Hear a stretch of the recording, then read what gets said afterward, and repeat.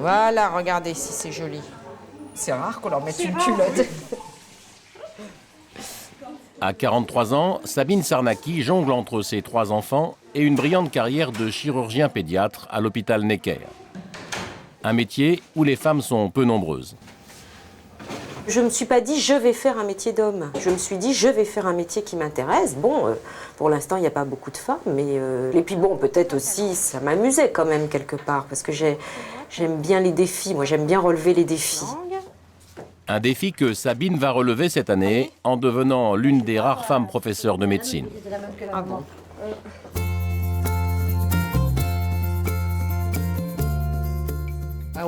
Quand je pars à l'étranger, je prends toujours ce petit album de voyage.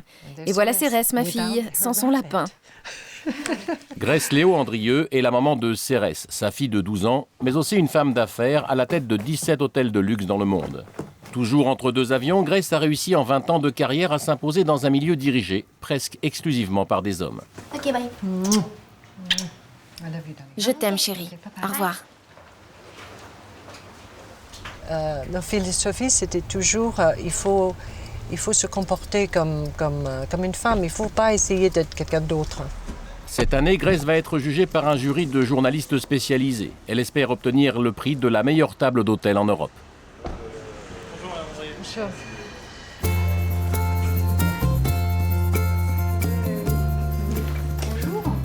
Bonjour. Laurence. Sabine. Bonjour Sabine, bienvenue. Laurence Lucas est coach pendant 6 mois. Grâce à des séances de groupe et des entretiens individuels, elle va aider le personnel féminin de cette multinationale à concilier avancement professionnel et vie de famille. Un véritable casse-tête pour la plupart des femmes qui travaillent.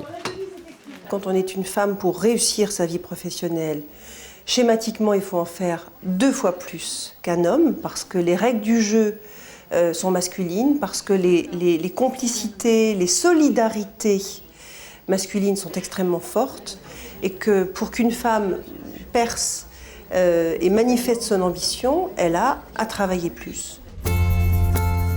Pourtant, aux États-Unis, dans certaines entreprises, des solutions existent déjà. Kirsty est américaine. Tous les matins, c'est avec sa fille Mia, 9 mois, qu'elle arrive à son travail. Dans son entreprise, un supermarché, un salon de coiffure, une salle de gym et bien sûr une crèche. Comme de plus en plus d'entreprises aux États-Unis, cette multinationale a mis en place une politique pour permettre aux femmes de concilier vie privée et vie professionnelle. N'importe quel employé peut obtenir un aménagement de son temps de travail. Ça veut dire que s'il veut travailler 2 jours par semaine de chez lui, c'est possible. S'il veut travailler à temps partiel, c'est possible aussi. À tout à l'heure, je serai là pour déjeuner avec elle.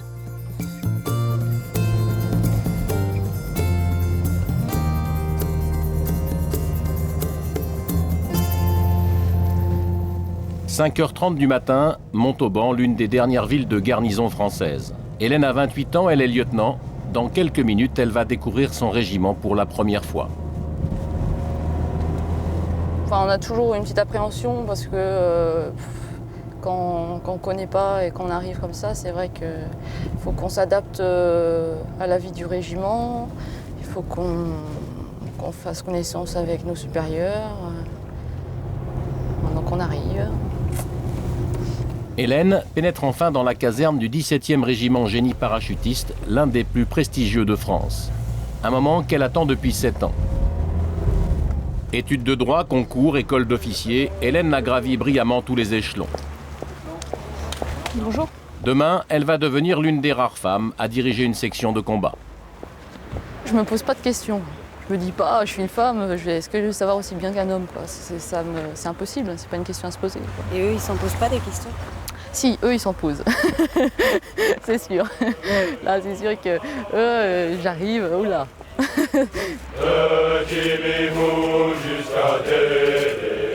Premier salut d'officier et première émotion.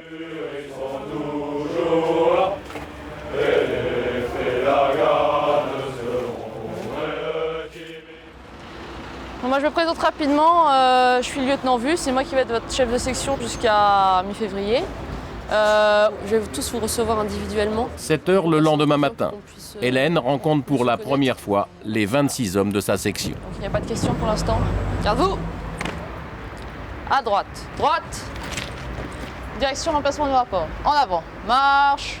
1, 2, 2, 2, 2, 2. Hélène commande désormais officiellement la 2e section de la 2e compagnie de combat de ce régiment. Mais elle sait que le plus dur reste à faire. Elle va maintenant devoir imposer son autorité. Je veux que tout le monde se serre les coudes. Donc moi, je veux que dans la section, il y ait une très bonne cohésion. Je n'ai pas envie de voir des gens qui font la tête, qui se plaignent tout le temps, parce que j'ai un petit bobo, une petite ampoule, c'est la fin du monde. Ça, j'ai pas envie. Moi, je veux voir des gens dynamiques qui vont à fond, mais tout en faisant attention à ce qu'ils font. Il n'y a pas de questions particulières.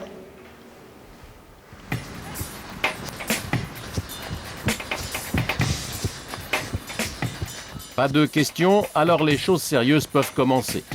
Au programme, un cross de 8 km suivi d'une séance d'abdominaux, le point fort d'Hélène. 12, 13, 14, 15, 16, 17, 17. J'entends rien. 17. RGB 17. RGB 17. RGB. Ok. Je suis désolée, des fois je sais pas très bien compter, hein. Avec l'effort, j'ai des trous de mémoire. Ça va? J'entends plus rien là. Qu'est-ce qui se passe? Bon. Les gars, Comment ça s'est passé cette première séance? Très bien. Vous sentez qu'ils vous écoutent? Ils ont intérêt, oui. Bien sûr, ils m'écoutent. Parce que c'est normal qu'ils m'écoutent, c'est moi leur chef. 29. Pour l'épauler, Hélène est assistée de l'adjudant Richard. 10 années d'armée et une solide expérience de parachutiste. C'est lui qui va servir de relais entre elle et ses hommes. Les gars sont jeunes, c'est vrai qu'ils en veulent, il y en a qui ont 1 an d'armée et tout. Donc ils ont l'excuse de leur âge. Donc oui, hier j'ai recadré de dire que c'est un lieutenant féminin, que je ne permettrai aucun écart, que je ne reviendrai pas sur ce sujet-là. Et mais je pense que je vais recadrer encore 1 ou 2 fois et qu'elle va faire ses preuves.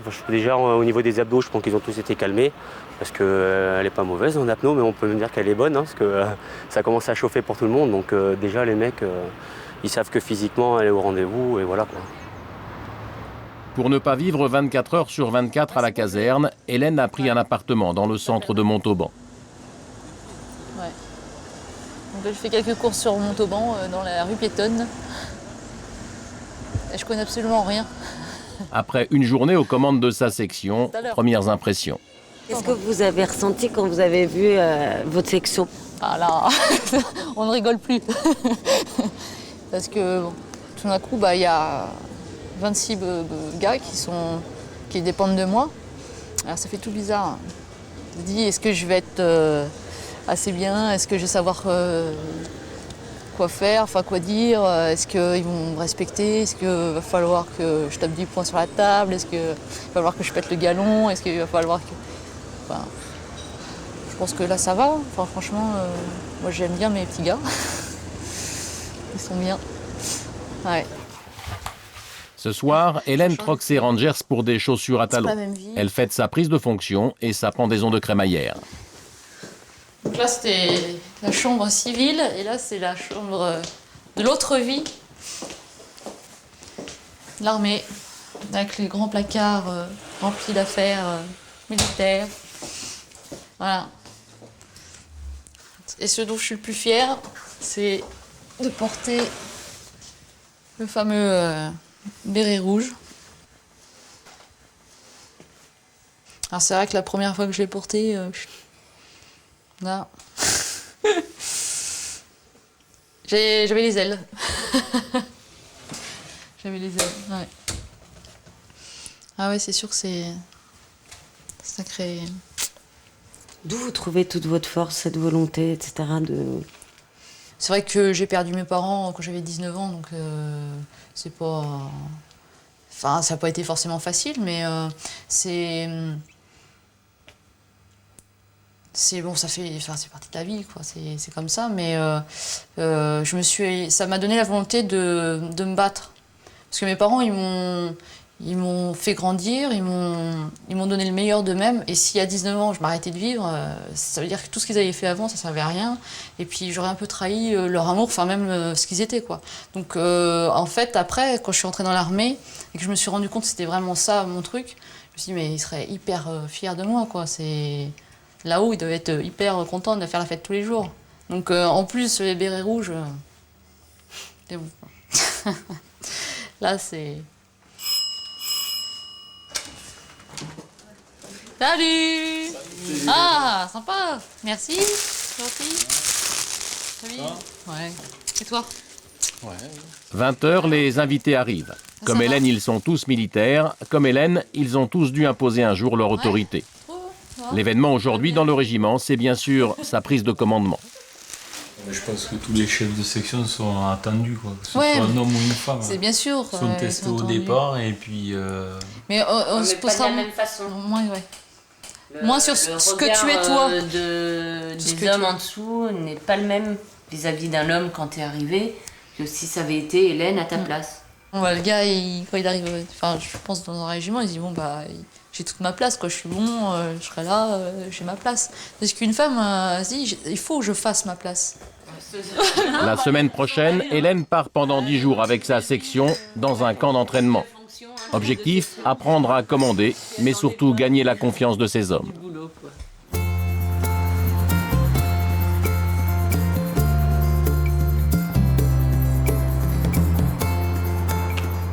7h30 du matin, pour Sabine Sarnaki, la journée commence.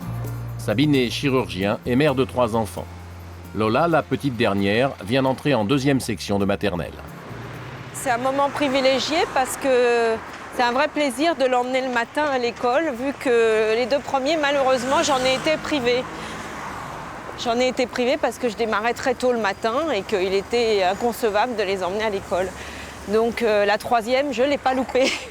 Pour pouvoir tout mener de front, Sabine a organisé sa vie dans un périmètre d'1 km². J'ai une vie qui est organisée dans un rectangle avec la maison, l'hôpital, l'école et collège-lycée. Donc en fait, c'est la seule solution pour voir ses enfants quand on travaille beaucoup. À 43 ans, Sabine Sarnaki vit toujours à 100 à l'heure. Elle jongle en permanence entre son mari, ses 3 enfants et une brillante carrière à l'hôpital Necker, où depuis 10 ans, elle travaille dans un service de chirurgie pédiatrique. Je fais beaucoup rire, oui, dans l'hôpital avec ma poussette parce qu'elle est vide. Il y a quelques années, j'aurais jamais osé arriver dans un hôpital avec une poussette vide parce qu'il fallait pas montrer qu'on avait une vie en dehors de l'hôpital, avec des enfants surtout.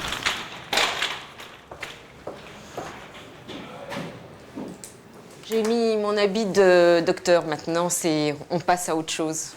J'aime bien moi ça, j'aime bien. Je trouve que c'est ça qui est amusant, de pouvoir avoir différents rôles. Oui, j'aime bien cette transition. Ah, tu rigoles ? Ce matin, à 11h, Sabine doit pratiquer une opération difficile. Mais avant, elle fait le tour du service, un service de pointe ultra spécialisé en chirurgie pédiatrique. Ici, chaque année, plus de 3000 enfants viennent de toute l'Europe se faire soigner. T'as mis une culotte, toi. Quelle idée. Première visite de la journée, Flora. Sabine l'a opérée il y a 1 semaine, le jour de sa naissance. Voilà, regardez si c'est joli. Hein? C'est très très élégant, mademoiselle, mais c'est peut-être pas très utile. C'est rare qu'on leur mette une culotte. Quand ils vont bien, je suis contente. Quand ils vont pas bien, on est toujours un peu sur le qui-vive. Là, on sera vraiment content quand elle sera sortie, quand je la reverrai avec sa maman en consultation. Hein? Elle a quand même bonne mine par rapport à avant. Les meilleurs jours. Ah, là, ça y est, Flora. Monsieur Révillon, bonjour. Comme à chaque fois qu'elle doit pratiquer une intervention un peu délicate, Sabine opère avec un autre chirurgien. Mon compte rendu, là. Ce matin, c'est le professeur Yann Révillon qui va la seconder. La première fois que je suis arrivée dans le service, c'était en 80... C'est son chef de service, mais c'est aussi celui qui l'a formé. Presque 20 ans. Voilà, presque 20 ans. C'est une longue histoire d'amour voilà. entre nous. Sabine est un grand docteur maintenant, donc elle m'appelle que dans les situations extrêmement difficiles ou très particulières. C'est un plaisir de l'aider. Très bien. Bon. Écoute, on se retrouve au bloc en... Tout à l'heure. Ok, ça marche.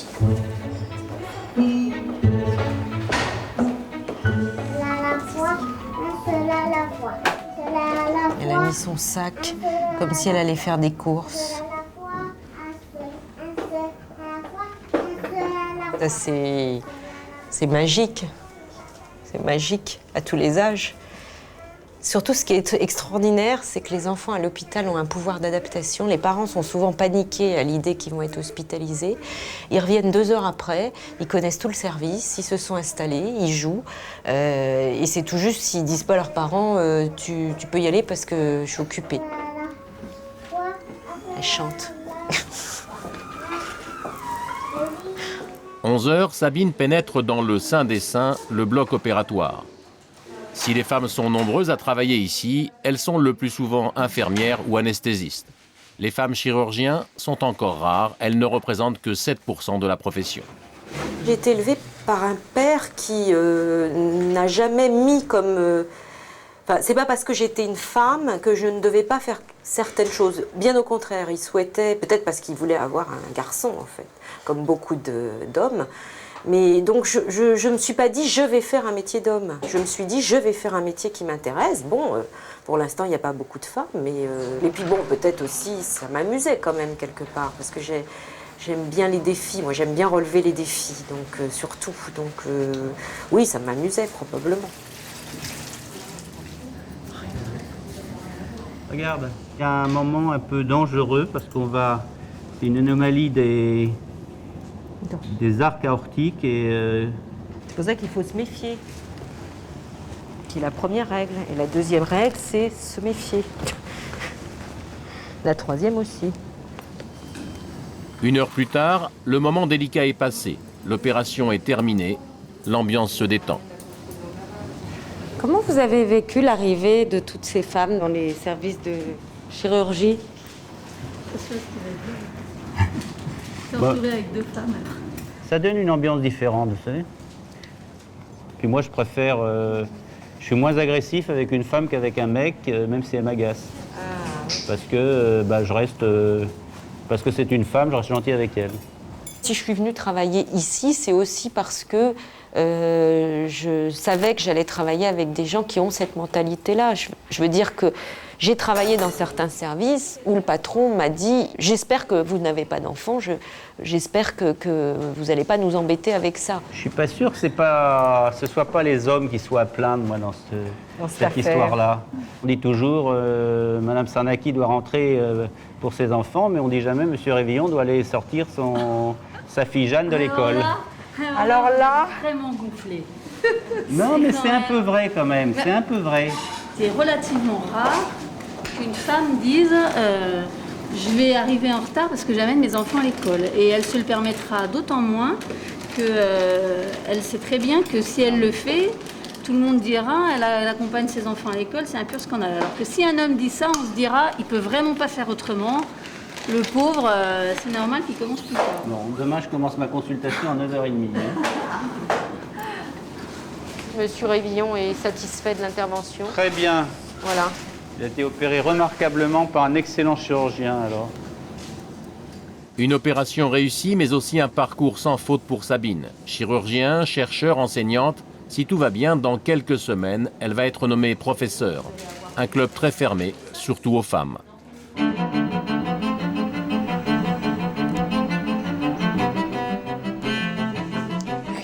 À 49 ans, Grace Léo Andrieux est à la tête de sa propre société et gère 17 hôtels de luxe à travers le monde.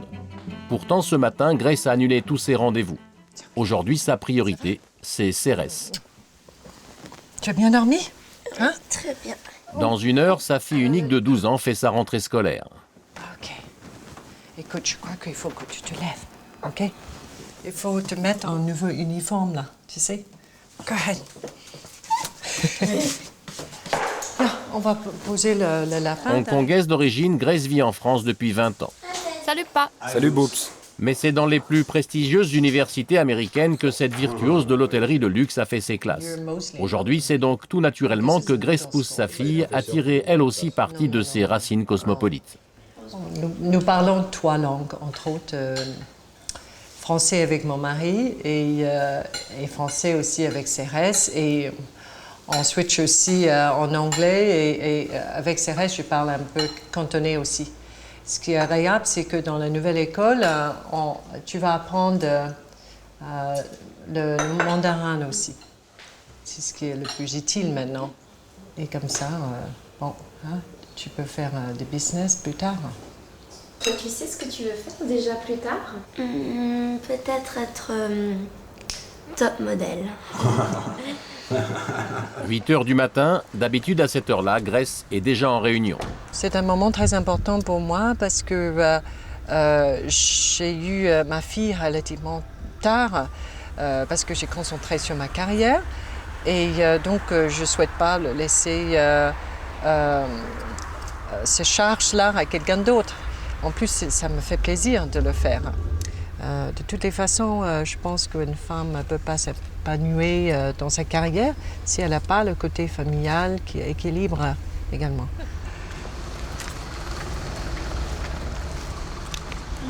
Ah, c'est papa qui vient te chercher, Dali. Ah bon? Oui, ça va bien.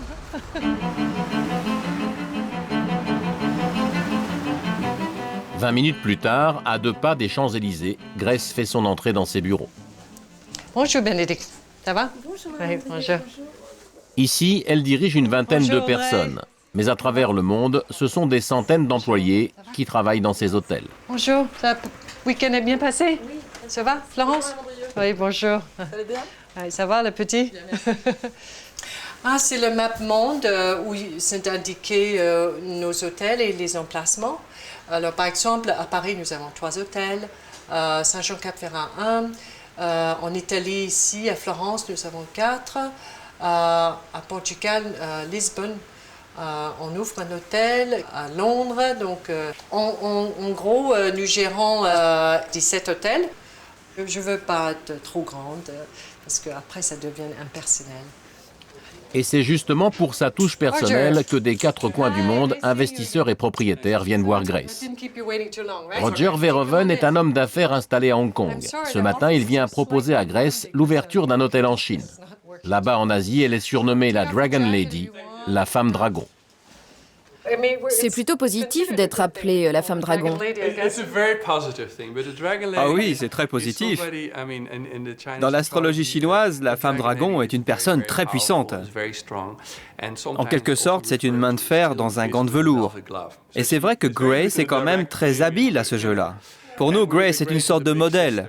Vous savez, à Hong Kong, tout le monde parle beaucoup d'elle. Malheureusement, on ne la voit pas assez là-bas. Donc à chaque fois que je rentre et que je dis « Tiens, j'ai vu Grace », tout le monde s'étonne, parce que là-bas, c'est une vedette. On parle beaucoup de ses succès dans la presse.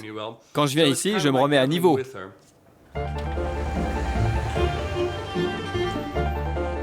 Juste en face de ses bureaux, de l'autre côté de la rue, l'un de ses 3 hôtels parisiens, mais aussi son quartier général. Bonjour, Julien. Comme tous les lundis matins, Grace y réunit ses plus proches collaborateurs, sa garde rapprochée. Bonjour. À l'ordre du jour de cette réunion de direction, les transferts et les recrutements du personnel de ces hôtels. Ok, bon. Je crois qu'on va juste faire un tour de table pour les arrivées, les transferts des gens. Hubert, tu peux nous donner une update? Oui, il y a eu pas mal de transferts et d'arrivées là, ces derniers temps. Et le 1er novembre, on a une nouvelle resident manager qui arrive à Cotton, qui s'appelle Noli Omar. Donc elle va pouvoir résister. Oui, il n'y a pas de problème. Elle a l'habitude des îles, elle a l'habitude des opérations difficiles parce qu'elle vient de faire une ouverture au Bhoutan. Hein? J'ai quand même l'impression qu'il y a au poste de décision plus d'hommes que de femmes. À quoi c'est dû? C'est parce que les hommes sont peut-être plus disponibles. Surtout pour les voyages, déplacements, par exemple, Hubert et Lionel, elle est constamment dans un avion ou dans un train pour aller quelque part. Donc, malgré qu'ils sont en situation chacun familiale, ils gèrent ça plutôt bien. Et peut-être vis-à-vis une femme, je ne sais pas, en Florence, depuis qu'elle a un petit garçon, bon, je pense qu'elle voyage un petit peu moins quand même maintenant qu'avant. Et donc vous vous arrangez aussi pour permettre une flexibilité d'emploi du temps aux femmes qui deviennent mères dans votre entreprise? Ah, ça c'est une question piégée. Ah. Pourquoi? Parce que si je vous dis qu'on donne disponibilité, flexibilité aux femmes, les hommes vont dire « mais pourquoi ?» Et alors moi, j'ai le droit d'avoir la même chose.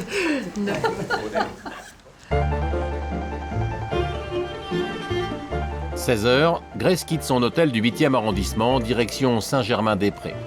Pour ne jamais perdre de temps, elle a transformé sa voiture en deuxième bureau. Allô? Ça va? Je vais arriver dans, je sais pas, 5-10 minutes. Grace s'est construite toute seule. À 26 ans, elle était déjà vice-présidente d'un des plus grands groupes hôteliers du monde. Des débuts qui n'ont pas toujours été faciles. C'était un peu délicat parce que j'étais une jeune femme, je suis étrangère dans un monde qui est quand même dominé plutôt par les hommes. Et donc il faut que je fais ma marque, hein, on dit en français. Et bon, c'était plutôt bien passé, mais il y avait des moments un peu douloureux quand même. Mais je crois que ma philosophie, c'était toujours il faut se comporter comme une femme, il faut qu'on soit bien, il faut pas essayer d'être quelqu'un d'autre.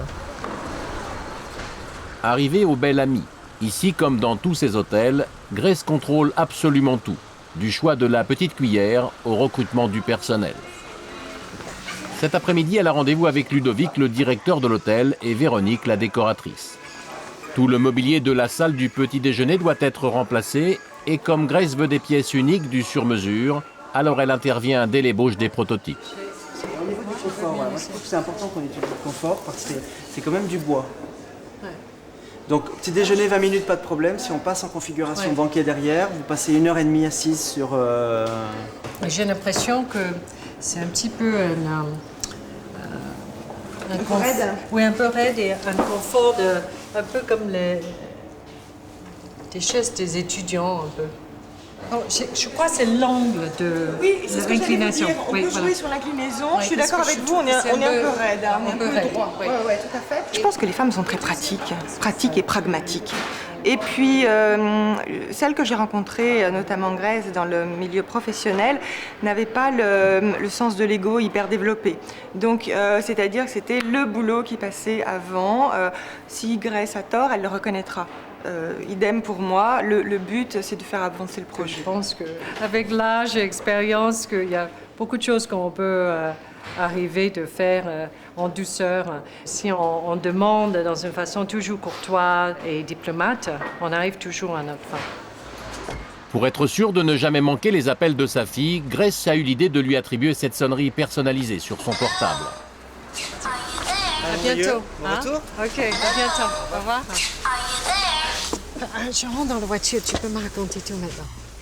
Hey, sorry, darling. Ça va? Et chaque fois qu'elle entend la petite sonnerie, elle arrête tout. C'était bien passé alors, je suis très content. Ok.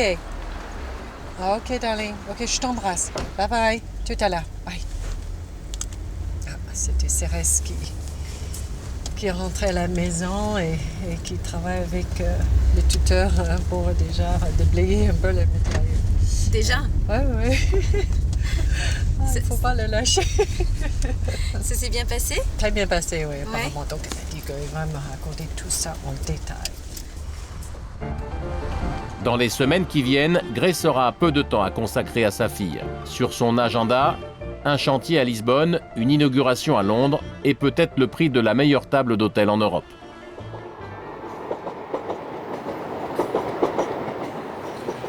Mener de front sa vie de famille et sa vie professionnelle, c'est le lot de toutes les femmes qui travaillent. Nous sommes au siège français d'une des plus grandes multinationales de conseil au monde. Ici, les femmes ne représentent que 30% des effectifs engagés. Et elles ne sont que 5% à atteindre le poste d'associé, le niveau le plus élevé de la hiérarchie. Bonjour. Bonjour. Tu vas bien? Alors, pour aider les femmes à accéder au poste de responsabilité, la direction a fait appel à Laurence Lucas. Laurence est coach. Depuis 15 ans, elle se spécialise dans l'accompagnement du personnel féminin. Laurence. Sabine. Bonjour Sabine, bienvenue. Aujourd'hui, Laurence a rendez-vous avec une quinzaine de jeunes cadres supérieurs. Pour bénéficier de cette première séance de coaching de l'année, elles ont toutes été triées sur le volet, choisies pour leur performance, leur ténacité et leur aptitude à diriger. Alors, pour se présenter, je vais vous proposer de prendre une feuille de paperboard chacune.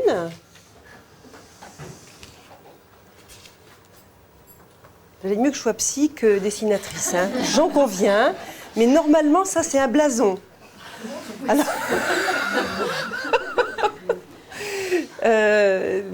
là, vous allez mettre qu'est-ce qui fait que certaines situations m'ont fait réussir brillamment.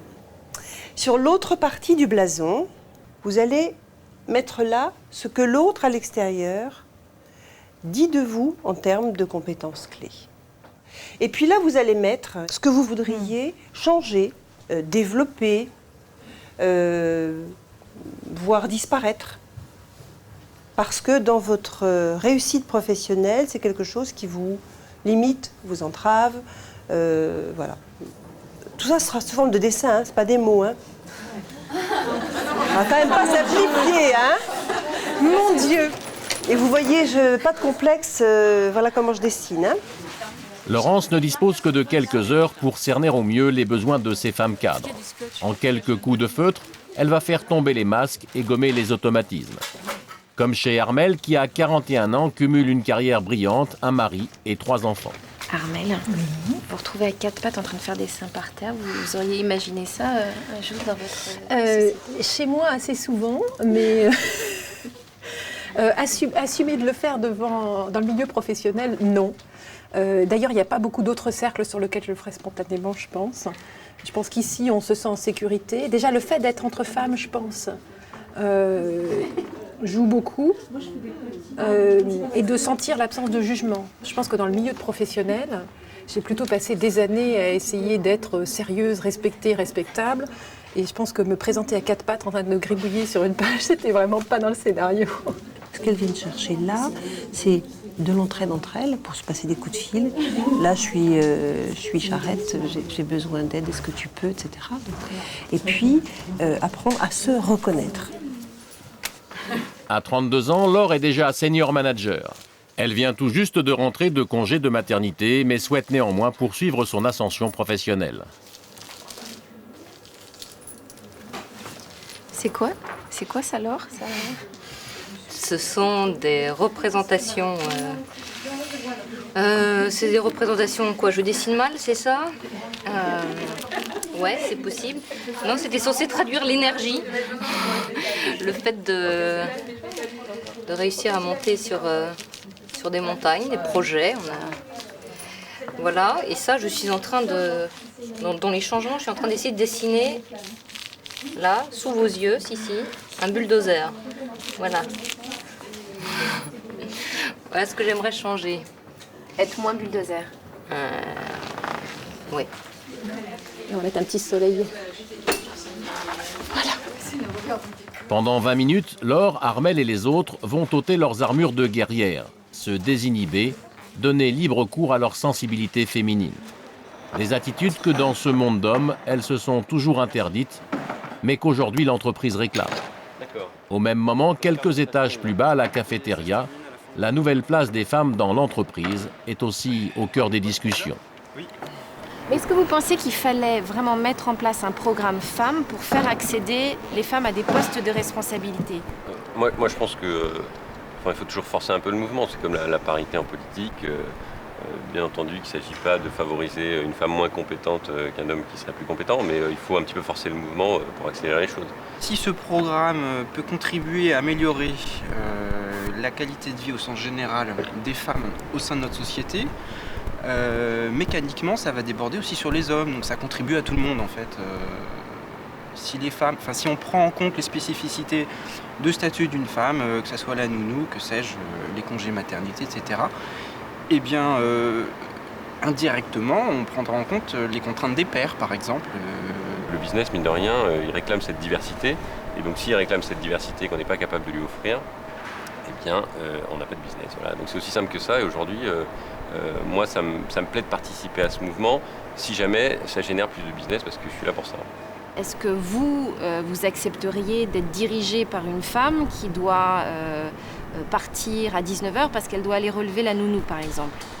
Écoutez, tout est envisageable. En tout cas, je préfère cette situation à celle d'être dirigée par une femme qui reste jusqu'à 11h parce qu'elle n'a aucune vie et qu'elle est très très dure. Voilà, donc ouais, moi évidemment, oui, qu'elle parte à 19h, c'est bien. C'est bon? C'est fini? Retour à l'étage supérieur. C'est l'heure du relevé des copies et du débriefing. Karine. Donc celle-là. Donc moi c'est Karine Duchâtel. Je voulais symboliser le fait que je n'ai pas la langue de bois, d'être assez directe. Mais faire une langue en bois, c'est pas facile à dessiner. Donc j'ai plutôt évité par voilà. Tu n'étais pas un serpent. Oui. Voilà, donc c'est pour dire que je dis assez spontanément ce que je pense. Donc des fois ça me sert, des fois ça me dessert. Voilà. Et ce que je voudrais améliorer, c'est que, c'est ma confiance en moi, comme toi. Donc, peut-être un gros point d'attention à faire sur la confiance en moi. Donc, voilà, c'est ça que je voudrais travailler. Le manque de confiance en soi, est-ce que c'est quelque chose que les femmes rencontrent plus souvent que les hommes, à votre avis ? Les femmes, on n'a pas suffisamment de recul sur les postures de la femme au travail. On a très peu de recul. Donc il y a un manque d'éducation, au sens déficit. Il y a un manque d'identification, au sens qu'on n'a pas assez de modèles qui ont pu nous apporter des choses. Il y a quand même, on est à la 3e génération des femmes. Il y a eu le MLF qui a fait sortir la conscience féminine du néant. Il y a les femmes qui se tuent au travail. Et puis il y a la génération à venir qui est une génération qui va équilibrer les perspectives en équilibrant le féminin et le masculin. Non, et surtout, je pense que la résistance, c'est vrai, c'est toujours cette culture. Ce programme de coaching va durer 6 mois. 6 mois pendant lesquels Laurence va aider ces femmes à mieux se connaître, à mieux se faire confiance, pour mieux développer leur talent dans l'entreprise. Mais moi, ce que je trouve aussi flagrant dans ces séances de coaching, c'est que finalement, tout d'un coup, on peut dire « je sais pas ». J'ai des défauts, j'ai besoin d'aide, au secours, etc. Et je pense que ça, c'est vraiment nouveau. Sans que ça nous fragilise et qu'au contraire, parce que tout d'un coup, on le reconnaît, on l'avoue, on va nous donner des clés et qu'on n'a plus besoin de cacher, se contrôler, prendre sur soi, faire des efforts, que tout d'un coup, on va pouvoir trouver les clés pour être meilleur et parce qu'on a avoué nos faiblesses, nos défauts. Fin de la séance de groupe. À partir de la semaine prochaine, Laurence va recevoir chacune de ces femmes individuellement. Laure a déjà pris rendez-vous. Elle aimerait qu'on l'aide à concilier la naissance de son 2e enfant et la suite de sa carrière. Après 2 heures de route, Hélène et sa section arrivent enfin au camp militaire de Kélus. Une quinzaine de fermes désaffectées, des installations de manœuvre, de tir et d'instruction, répartis sur 5500 hectares de terrain. C'est ici qu'Hélène va passer les 10 prochains jours en totale immersion avec ses 26 hommes. 10 jours qui vont conditionner son avenir au régiment. On fait l'installation, donc la section Squasil au fond là. Le capitaine Billy, son supérieur hiérarchique, lui donne les premières recommandations. En particulier, il y a 2 petites chambres, donc c'est les chambres pour les personnels féminins. Donc il y en a une qui communique avec les autres, c'est la tienne. Après, tu peux fermer, attention, elle communique, c'est une petite porte, ça se ferme. Celle qui est complètement autonome, c'est du FAG. Après le briefing, Hélène prend ses quartiers. Direction le bâtiment désigné à sa section. Première découverte et première surprise. Il n'y a pas de porte là. Voilà. Il y a besoin aussi d'un peu d'intimité par rapport à s'ils se changent dans leur chambre, etc. S'il y a une féminine qui est là, c'est sûr que c'est pas facile. Ce sera comme ça. Hop. Et voilà. Et là, je dis oh coucou. Voilà. Donc non, mais on peut mettre je pourrais mettre un poncho, enfin un truc pour cacher quoi. C'est pas. On va voir. Petit régime de faveur pour Hélène. Elle va pouvoir dormir seule. Pour ces hommes, les conditions sont plus précaires. Ils vont devoir s'entasser à 26 dans une pièce de 20 mètres carrés. Chacun essaye de s'aménager un espace. C'est important. C'est important de faire son univers quand même. Hein. C'est son meilleur, non? Les mecs là, ils sont en train de faire leur tout cool là-bas là. Ok. Faut pas que ça soit le bololo non plus. D'accord? Au niveau surtout les jeunes, je parle. Les réflexions qu'on peut faire quand on est entre mecs sur les femmes et tout, j'aurais dit d'éviter bien sûr, c'est quand même moindre des respects. Et les réflexions qu'on peut faire sur son style de commandement et tout, là par contre je leur ai dit c'est pas d'éviter, c'est pas à faire. Parce que là je passerai pas là-dessus quoi, c'est voilà quoi. Respect total. Avant d'être une femme, c'est un lieutenant, on est dans l'armée, donc c'est la hiérarchie qui prime, donc il n'y a pas à tortiller quoi. Ça va changer un petit peu l'ambiance quand même. Enfin, on se lâche peut-être pas autant que si c'était un homme qui commandait, non? Ah, mais c'est bien, un peu de subtilité dans ce monde de brut, donc c'est pas mal quoi. Ça va peut-être rehausser le niveau des discussions le soir devant le feu quoi.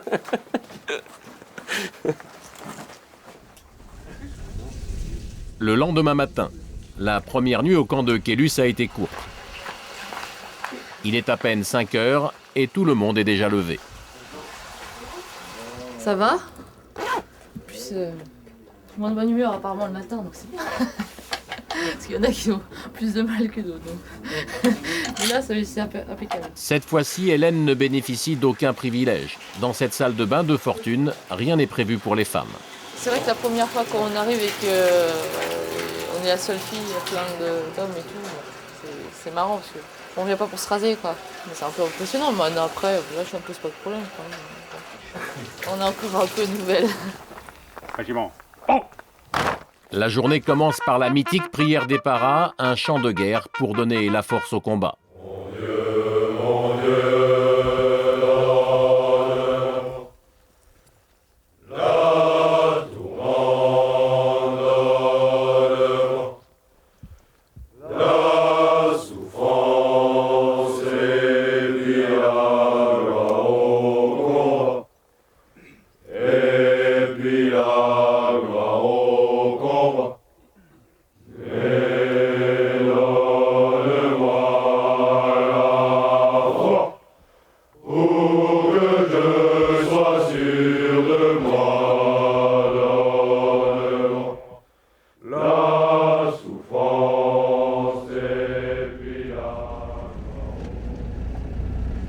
Première épreuve de commandement pour Hélène, ce matin elle va diriger une séance de tir.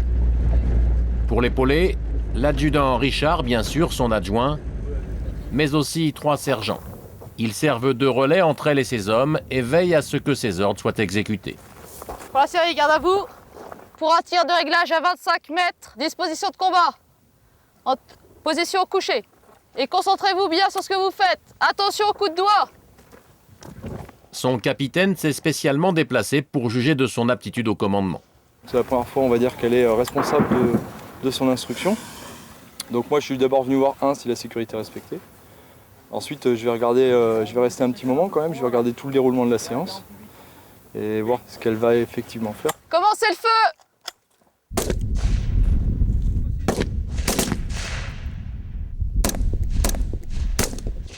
Je me sens très responsable de chacun d'eux parce que j'ai un peu leur vie entre mes mains. Donc c'est très important. À la fois leur vie au niveau de la sécurité, mais aussi au niveau de leur carrière. Donc ça, on ne peut pas... Enfin, je veux dire, moi je n'ai pas d'enfants, mais bon, là c'est comme mes enfants. J'en ai beaucoup, d'un seul coup. Hélène est attentive à chacun des gestes de ses soldats. C'est elle qui ordonne les tirs. La crainte ici, c'est l'accident. L'exercice a lieu à balles réelles.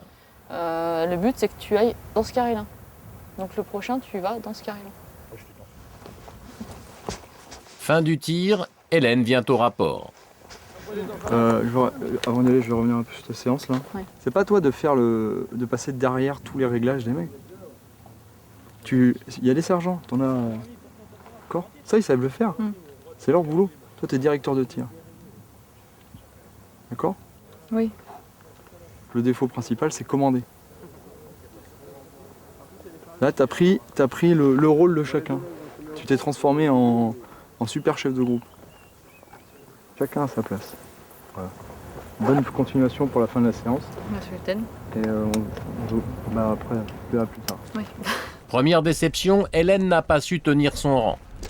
C'est à elle de donner les ordres, mais c'est à ses sergents de les faire exécuter. L'erreur est aussitôt corrigée. Alors je vous conseille de vous booster un peu. Et dorénavant, quand on dira rassemblement, c'est rassemblement, quoi. Et vous bougez l'oignon. C'est compris? J'ai pas entendu, reçu sergent. Eh bien, réveille, quoi. Si vous voulez jouer, on va jouer, moi je vous le dis. Alors, ok. Et arrêtez de réfléchir, les gars, vous commencez sérieusement à me saouler, là. Savoir commander, c'est vraiment savoir déléguer. Et ça, je l'ai pas bien fait ce matin. Ils ont revu les pas mal sur les mecs là? Celui-là aussi, ça appartient à un mec. Parce qu'en fait, c'est vrai que quand on arrive, on veut faire plein de choses, on se dit ouais, je vais faire ça, je vais faire ça, je vais faire ça, et puis le temps passe, quoi. Et puis on perd du temps. Et c'est aussi par manque de confiance en soi? Non, moi j'ai toute ma confiance, parce que je pense que j'ai montré toute ma confiance à l'encadrement, qui est avec moi. Mais non, c'est parce qu'en fait, on est pris dans le truc, on a envie de bien faire. Section, garde à vous, rompez les rangs. Hélène sait qu'elle n'a que 10 jours pour s'imposer et gagner le respect de ses hommes. 10 jours et plus le droit à l'erreur. «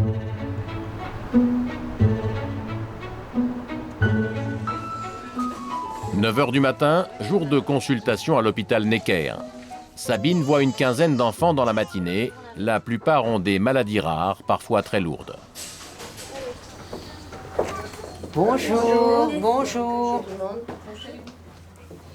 Eh ben, dites donc, à qui tu ressembles? Sa mère. Ah. Croyez? Ben, je sais pas. Sa première consultation, TJ, une petite fille que Sabine a opérée le jour de sa naissance pour une malformation congénitale. Comment ça va? Racontez-moi. Par rapport au niveau de sa langue, sa langue, elle est attachée, elle ne peut pas tirer la langue. Ah, on va regarder ça. Ouais. Voilà. Aujourd'hui, elle fait quoi comme poids? Combien? 5 kilos. Vous en pensez quoi au niveau du poids, madame? Très bien. C'est bien? Ouais. Moi, je l'ai pas vu. Et comme chaque fois, Sabine prend le temps, elle parle, écoute, fait parler, rassure, explique. Tu me la laisses? Qu'est-ce que vous faites là, Sabine? Je fais des guilis. Ça fait partie de l'examen médical? Bah, les bébés ils sont très sensibles. Ils sont très sensibles à la voix, ils sont très sensibles à la façon dont on les touche. C'est très important, très très important. Alors ce qui est assez amusant, c'est que quand on les a eu longtemps en hospitalisation, ils connaissent notre voix. Moi, j'y croyais pas, mais ils connaissent notre voix. Alors, montre-moi ta langue. Montre-moi ta langue. Tu nous ennuies avec ça, hein? Tu peux pas tirer la langue? Il faut faire une petite intervention. Oui, donc, parce que j'ai ma fille qui l'a eu, ça. Oui, mais vous savez, on va la laisser grandir. Ouais. Pour l'instant, elle n'est pas encore pipelette. Et puis, si tu veux tirer la langue à papa, il faut qu'on s'occupe de ça, mais pas tout de suite. Je vous la laisse, vous pouvez la rhabiller. Qu'est-ce que ça vous fait de revoir vos patients que... Ben, ça vieillit. Pas pour elle, parce qu'elle est encore petite. Non, mais c'est très agréable de les voir grandir et s'épanouir. Donc, c'est la récompense de notre travail, hein, donc c'est important. Et puis, ça fait partie de notre métier. C'est tout aussi important que de les opérer, hein. Moi, j'ai autant de plaisir à les revoir en consultation qu'à les opérer. Peut-être même plus. Voilà. À Necker, la salle d'attente désemplit rarement. Bonjour madame, entrez, asseyez-vous. C'est au tour d'Elaya, une jeune fille de 11 ans. Grande Elaya. Sabine l'a opérée d'une tumeur il y a 7 mois. Tu rentres en quoi? 6e? Ça s'est bien passé? Oui. Ouais? Pas de problème? T'es contente de tes profs? Oui, oui. Tous? Moins. Il y a quelques exceptions. Ah, oui. Alors comment elle va? On s'est vu va très bien. Elle chante sous la douche, elle va super bien. Vous avez même suscité une vocation chez Elaya, parce qu'elle a des désirs d'être chirurgienne depuis qu'elle est passée entre vos mains. Alors voilà, ma journée est complètement éclairée. La relève est assurée, voilà, qui me fait extrêmement plaisir. Tu trouves que on rend service, non? C'est pas ça qui te plaît? Si, voilà. Un peu. Et les responsabilités aussi envers les enfants, les adultes. Ben écoute, tu viens me voir quand tu veux et puis je t'explique tout ça parce qu'on est très preneurs, hein. Très preneurs. Il faut assurer la relève, effectivement. Moi, j'ai fait médecine à cause de ça, hein, à cause d'un pédiatre. Hein. J'ai été malade à 17 ans, j'ai rencontré un pédiatre formidable et j'ai dit je veux faire de la pédiatrie. Et ensuite, j'ai rencontré un chirurgien pédiatre formidable, j'ai dit mais formidable, pédiatrie et chirurgie, quel mariage extraordinaire. Voilà. Donc, il est possible qu'elles s'y tiennent, hein.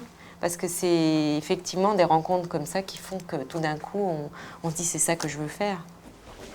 Bonjour, Pédiatre, Annie, ça va ? chirurgien et bientôt professeur.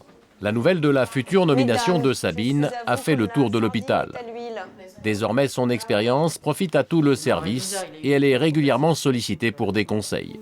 Il a eu un spasme, mais ils ont pris ça pour une sténose. Il habite où ? Colombes. Frédéric et Véronique sont chirurgiens elles aussi. Sabine les a en partie formés. Ça fait 15 jours. Oh bon, bah alors on le programme la semaine prochaine. Il a pas Pour elle, Sabine est une sorte de modèle et son futur titre résonne comme une petite revanche. Comment vous avez réagi à la nomination de professeur ? Moi, j'ai été ravie, heureuse. Il y en a très peu, puisqu'en chirurgie pédiatrique en France, il y en a 3 ou 4. Donc, c'est forcément plus rare. Professeur ou pas professeur, un homme ne résonne pas comme une femme. Donc c'est important qu'il y ait des femmes qui soient professeurs aussi. Parfois, c'est vrai que les cursus sont un tout petit peu plus longs, curieusement, chez les femmes que chez les hommes. Mais non, il faut qu'il y en ait. Sabine a fait ce qu'il fallait, 4 fois à peu près, plus que les autres. Mais moi, je crois que c'est surtout difficile au départ. C'est quand on arrive comme interne dans un service, qu'on est une jeune fille qui a l'air de rien du tout et qu'on se prétend qu'on va vouloir faire de la chirurgie, avoir des responsabilités, et faire des choses difficiles et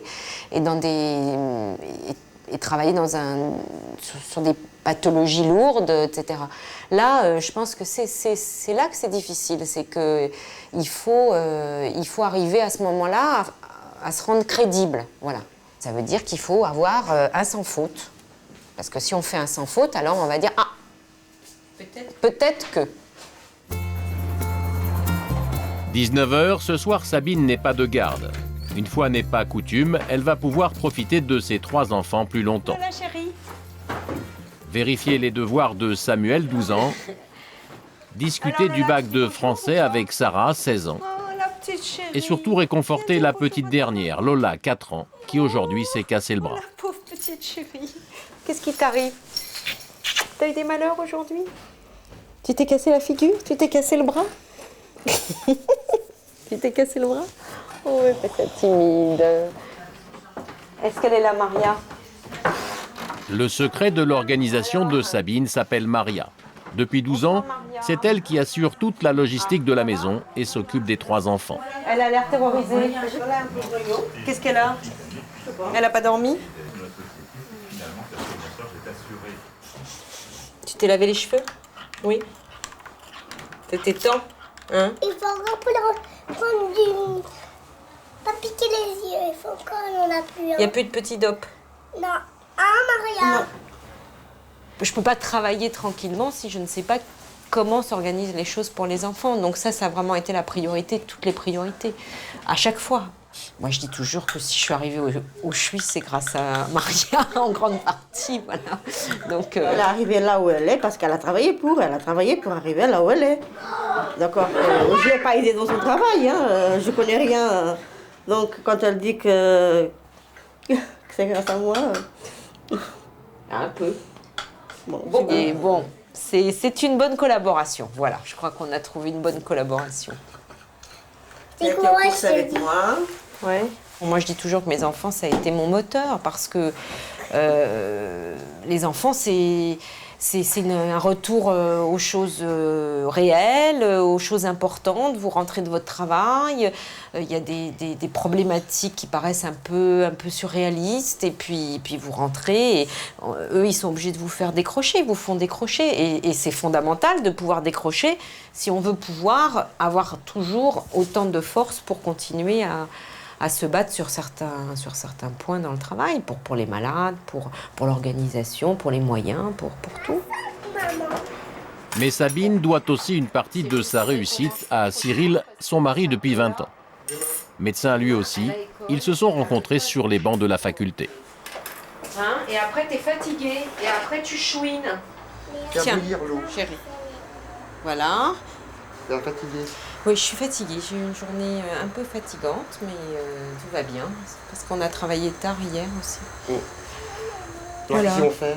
Le fait de faire le même métier, est-ce que parfois c'est compliqué? Bah, ça a été compliqué à un moment donné, oui, parce qu'on tournait en rond dans nos problèmes et que c'est vrai qu'il y a eu des périodes où ça a été un petit peu difficile.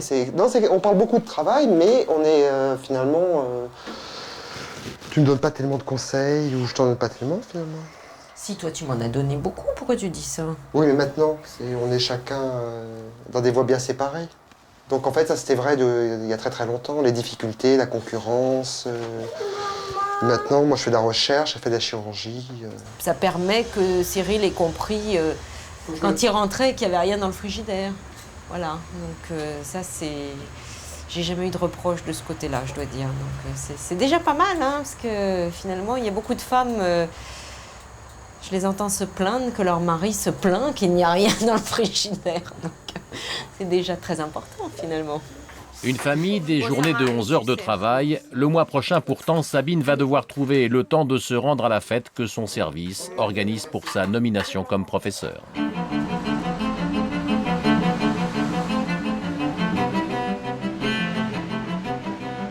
8 heures du matin, pour Grace, les bonnes résolutions de la veille sont déjà oubliées. Ce matin, sa fille est allée toute seule à l'école.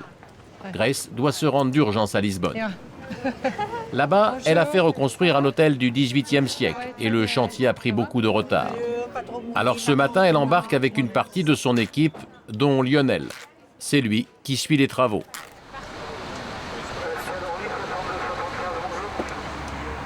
Imagine, c'est sur 3 niveaux. Un ici, un là et un autre ici. Mais ça va faire beaucoup de monde, non?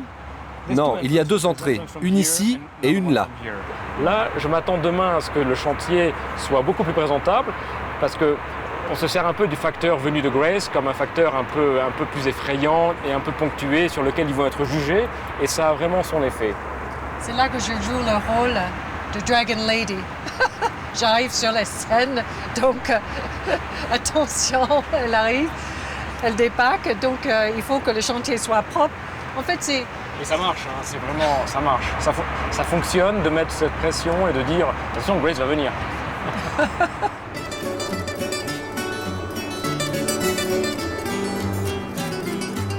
C'est ici, dans le quartier du Bairro Alto, en plein centre-ville, que se trouve le dernier projet de Grace.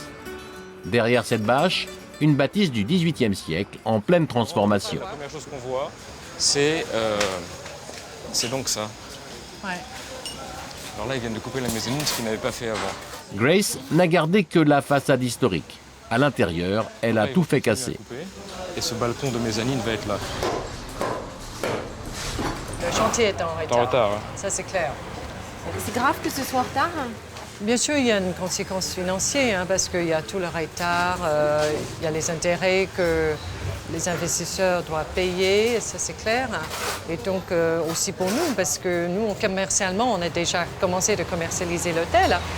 Et même, il y a des articles de presse qui sont sortis pour l'ouverture, donc c'est gênant pour notre crédibilité. Mais ce qui intéresse Grace aujourd'hui, c'est la chambre témoin. Elle doit normalement être terminée. Grace est venue exprès de Paris pour valider la fin des travaux. Oh mon Dieu. Mais Lionel, comment c'est possible que c'est pas prêt? Ils savaient qu'on arrivait quand même aujourd'hui. J'ai du mal à m'exprimer, j'ai peut-être dû demander qu'on fasse de la poussière, parce que là, c'est très réussi. Alors, j'aimerais bien parler avec le chef de chantier, parce que ça, c'est vraiment inadmissible. Alors, je vais quand même aller voir la salle de bain, parce que peut-être que la salle de bain, il y a des chances que ça soit un peu mieux, mais je pense pas.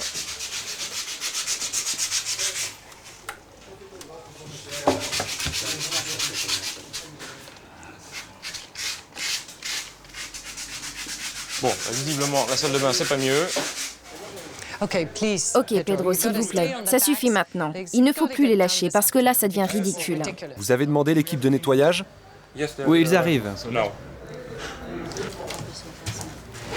Non, franchement, Pedro, on est déjà très en retard sur ce chantier. Il faut vous secouer et bousculer un peu vos équipes. Je me fiche de savoir qui est responsable. Je sais que ce n'est pas que de votre faute, mais là, il faut vraiment accélérer le mouvement. On est déjà très en retard, alors si vous ne vous investissez pas davantage et que tout le monde dit « c'est pas de ma faute », on ne va jamais y arriver. Donc il faut vraiment nous aider, c'est compris Pedro?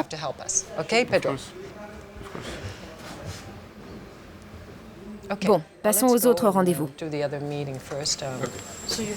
Grace n'oublie jamais qu'elle est une femme. Elle sait à chaque fois retenir et modérer sa colère. Vous savez, les hommes sont quand même un égo, et donc il ne faut pas non plus le faire perdre face. Donc il faut faire ça derrière les portes fermées, en général. L'équipe a 2 heures pour terminer la chambre. Il est 14 heures. Grace, elle, doit se rendre à l'autre bout de Lisbonne, où l'attend une autre tâche tout aussi difficile, les entretiens d'embauche. Bonjour Léonore. Enchantée. Ravie de faire votre connaissance. Premier rendez-vous de l'après-midi, Léonore, 31 ans. Elle se présente aujourd'hui pour le poste de chef de cuisine, un poste habituellement occupé par des hommes. J'ai beaucoup entendu parler de vous, grâce à Lionel et grâce à mes autres collaborateurs. Et je tenais donc à vous rencontrer personnellement. Alors, vous pouvez peut-être commencer par me parler de votre parcours professionnel. En fait, j'ai fait mes études à Londres où j'ai vécu pendant 7 ans. Ah, vraiment? Et c'est là-bas que j'ai commencé à travailler en cuisine. Et est-ce que vous travaillez bien en équipe? Par exemple, est-ce que vous êtes quelqu'un de ferme? Oui, tout à fait. Et vous êtes suffisamment autoritaire pour diriger une équipe composée presque exclusivement d'hommes? Oui, je suis même assez dure. Ah, parfois vous êtes dur, c'est important ça. Oui, le boulot, c'est le boulot. Moi, j'aime que chaque chose soit à sa place. Et donc, dans le travail, oui, je suis dure, oui. Pour une femme, diriger une cuisine, c'est très difficile. D'abord parce que physiquement, c'est très difficile. Il faut être endurant, vous êtes derrière les fourneaux, il fait une chaleur insupportable, et pourtant, il faut y aller. On ne peut pas se dire, par exemple, « Ah mince, je me sens pas très bien, j'ai mes règles ». Et la deuxième chose, c'est qu'il peut arriver aussi que les gars en cuisine fassent des blagues graveleuses. Vous savez, décident par exemple de tester le chef parce que c'est une femme. Et là, il faut vraiment qu'elle sache recadrer. Vous avez des enfants? Non. Et est-ce que... Et est-ce que vous comptez en avoir? C'est ça la vraie question. Non, pas pour le moment. Je voudrais d'abord me concentrer sur ma carrière. On ne peut pas tout faire en même temps, donc c'est d'abord ma carrière et ensuite la famille. C'est trop compliqué de concilier les deux. Mais si jamais vous tombiez enceinte, est-ce que vous pensez que Grace, étant une femme, serait plus compréhensive qu'un homme? Ah oui, j'en suis sûre. Je ne la connais pas encore très bien, mais je le pense, oui, oui. Pourtant, je dois vous dire, Léonore, que si vous voulez vraiment réussir à atteindre vos ambitions, qui demandent un investissement total, vous n'aurez certainement pas le temps de faire un enfant. Mais je crois que là-dessus, nous sommes d'accord. Ce n'est pas votre priorité. Retour sur le chantier de l'hôtel. Bon, j'espère qu'il y a du progrès. Le coup de gueule de la femme dragon a porté, miraculeusement, 2 heures après, la chambre témoin est terminée. Ça y est, c'est prêt? Eh bien voilà, ça change tout. Bon, je vais essayer de ne pas tout ressalir. On a mis un paillasson. Enfin, ça ressemble à quelque chose. C'est méconnaissable là maintenant. Bravo, thank you Lionel, merci, thank you. Toute l'équipe. Grace cède maintenant sa place au photographe pour les toutes premières prises de vue de la brochure publicitaire. Alors, je ne sais pas si tu as assez recul pour Puis les hauteurs aussi, les hauteurs sous plafond. Exact. Pour elle, la journée n'est pas encore terminée. Elle a une dernière réunion de chantier, cette fois-ci pour valider définitivement l'agencement du bar. Mais la discussion est brusquement interrompue par une sonnerie familière.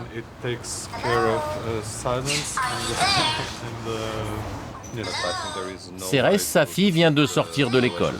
Vous répondez pas là? En fait, Grace attendra la fin de la réunion avant de rappeler. Cérès a besoin d'aide pour un devoir en anglais. Alors en plein milieu du chantier, Grace s'improvise professeur. Écoute maman, être marié. Ça s'écrit B-E-I-N-G, chérie. N-G. C'est pour ça que je t'ai déjà dit qu'il fallait que tu lises plus. Oui, B-E-I-N-G. La semaine prochaine, Grace part à Londres où elle vient d'ouvrir un nouvel hôtel. Mais elle saura surtout si c'est elle qui a gagné le prix de la meilleure table d'hôtel en Europe.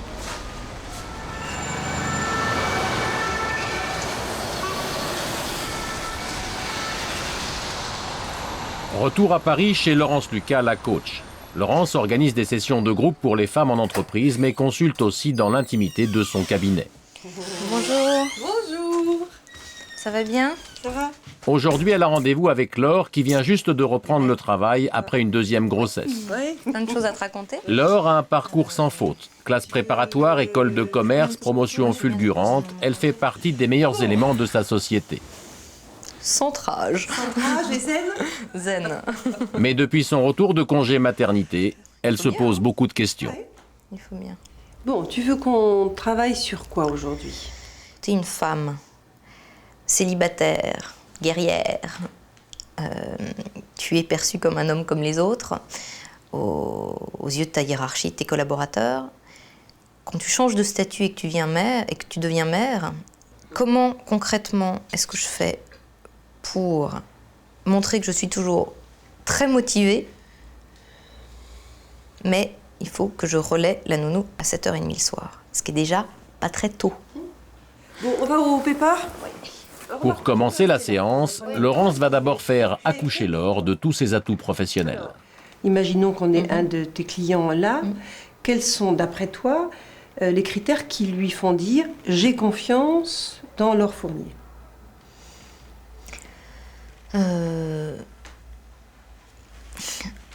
Ma disponibilité affichée.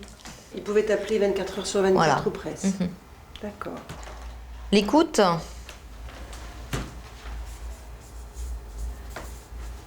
Ouais. L'envie de faire bouger les choses, le fait que je prenne les choses en main. Disponibilité, écoute, envie de faire bouger les choses. J'ai envie de te dire que tu es dans un moment de ton histoire où tu as une forte motivation pour être peut-être même encore plus efficace qu'avant en étant moins disponible au niveau du temps. Parce que tu as une motivation pour trouver des nouvelles règles du jeu, de ta contribution et ta valeur ajoutée. Néanmoins, si je te prends un exemple très concret, je suis rentrée mercredi dernier. Il y avait une proposition. Ils sont restés jusqu'à 2h10 du matin, c'est l'heure à laquelle le mail a été envoyé. Moi, je suis partie avant. Voilà.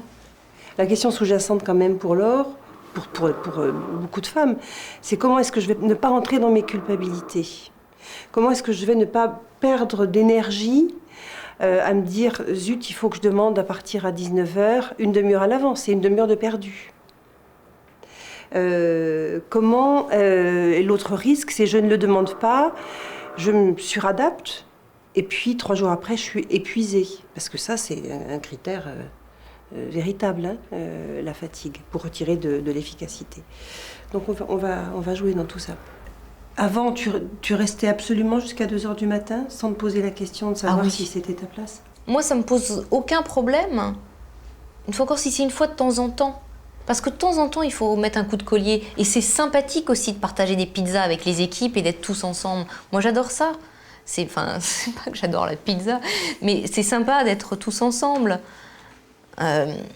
Maintenant, ça ne peut pas être ma norme aujourd'hui avec 2 petites filles.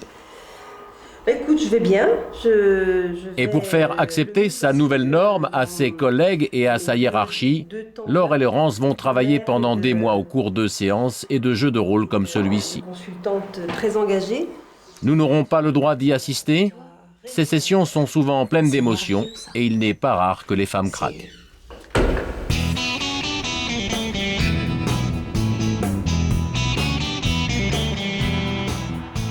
Aux États-Unis, la norme est différente. Nous sommes dans la banlieue de Minneapolis. Kirsty a accouché il y a 9 mois et c'est son entreprise qui s'est adaptée à son nouvel emploi du temps. Je me lève tous les matins vers 5h30 pour me préparer à aller au travail. Pendant ce temps-là, le bébé dort encore. Bonjour, rayon de soleil. Le matin, c'est mon mari qui s'occupe du bébé et qui lui donne le biberon. Comme ça, moi, je finis de me préparer tranquillement. Il est 6h du matin. Dans la famille Foster, tout est synchronisé à la seconde près. Pour Kirsty et sa fille Mia, c'est l'heure de partir au travail. Kirsty est manager dans une grande multinationale de l'agroalimentaire. Elle a été promue 5 mois après son retour de congé maternité. Et pour qu'elle ne soit pas perdue en rentrant, son entreprise a trouvé des solutions. J'ai travaillé jusqu'à la dernière minute. Je me souviens, c'était un vendredi, j'avais travaillé toute la journée et j'ai accouché le soir même.